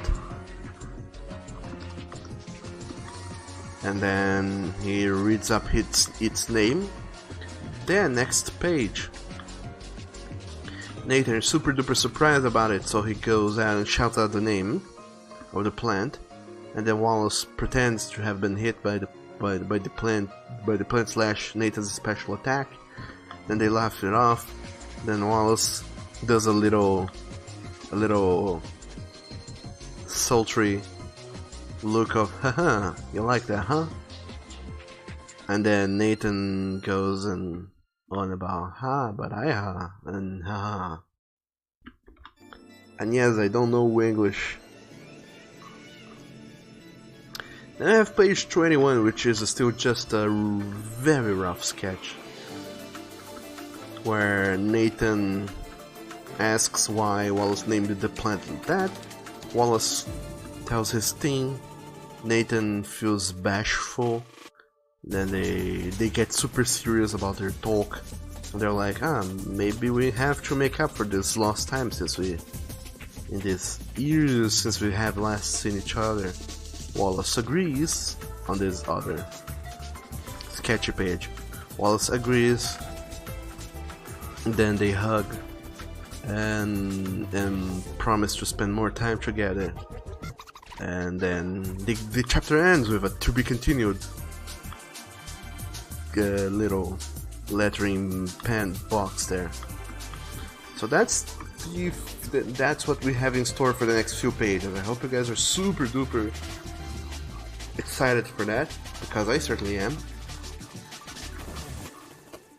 And then many other things that I have been talking about will be going on. Pretty much Patreon things. So make sure you're on that delicious Patreon.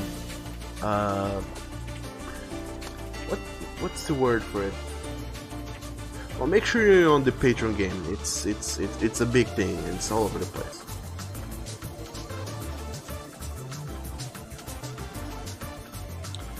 And other than that, I think that this is it for today, everybody.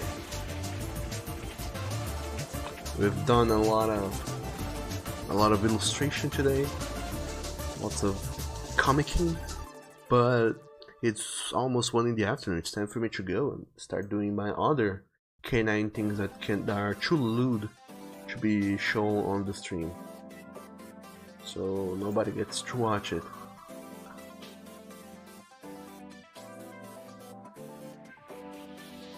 But nonetheless, I would like to thank you guys so very much for being here today and watching the stream, chatting up with us. I hope you guys enjoyed all of what we have had in store, not only today but this entire week. There's been some gaming going on, and weird as it may sound, this entire week has been full of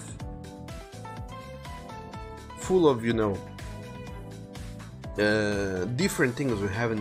We have not yet repeated a single thing we have done throughout the week. So that means I don't know what's gonna be happening tomorrow. But tomorrow I'll be making more of those delicious announcements you guys love and enjoy about how I'm gonna be changing my stream time, so it's gonna be later in the day, and how I'm gonna be doing canine things with my future. But you know, the usual stuff. Other than that, thank you guys so very much for being here.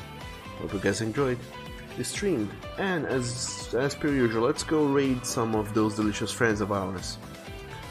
Today we're gonna be raiding Spiker, who's playing some For Honor, and you guys probably already know him, but let's check him out again, because he's a fun little guy. And what do you know, maybe today it's gonna be the day where he does some very interesting, lovely things.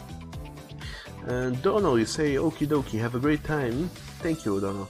Watchdog, you say, thanks for the stream, Doug. Thank you for being here. And Marcus says that you will love every page, but not that last panel box with the to be continued. It means a pause, but you can't still deserve that. Of course I do. But, you know, it's gonna take a little pause, but it is gonna continue. And before you know it, this comic will also be over, and lovely new things will be happening. And yeah, that's it. Thank you all for showing up, and I'll be seeing you guys tomorrow. Take care and stay awesome, and bye-bye, all of you lovely boys and girls.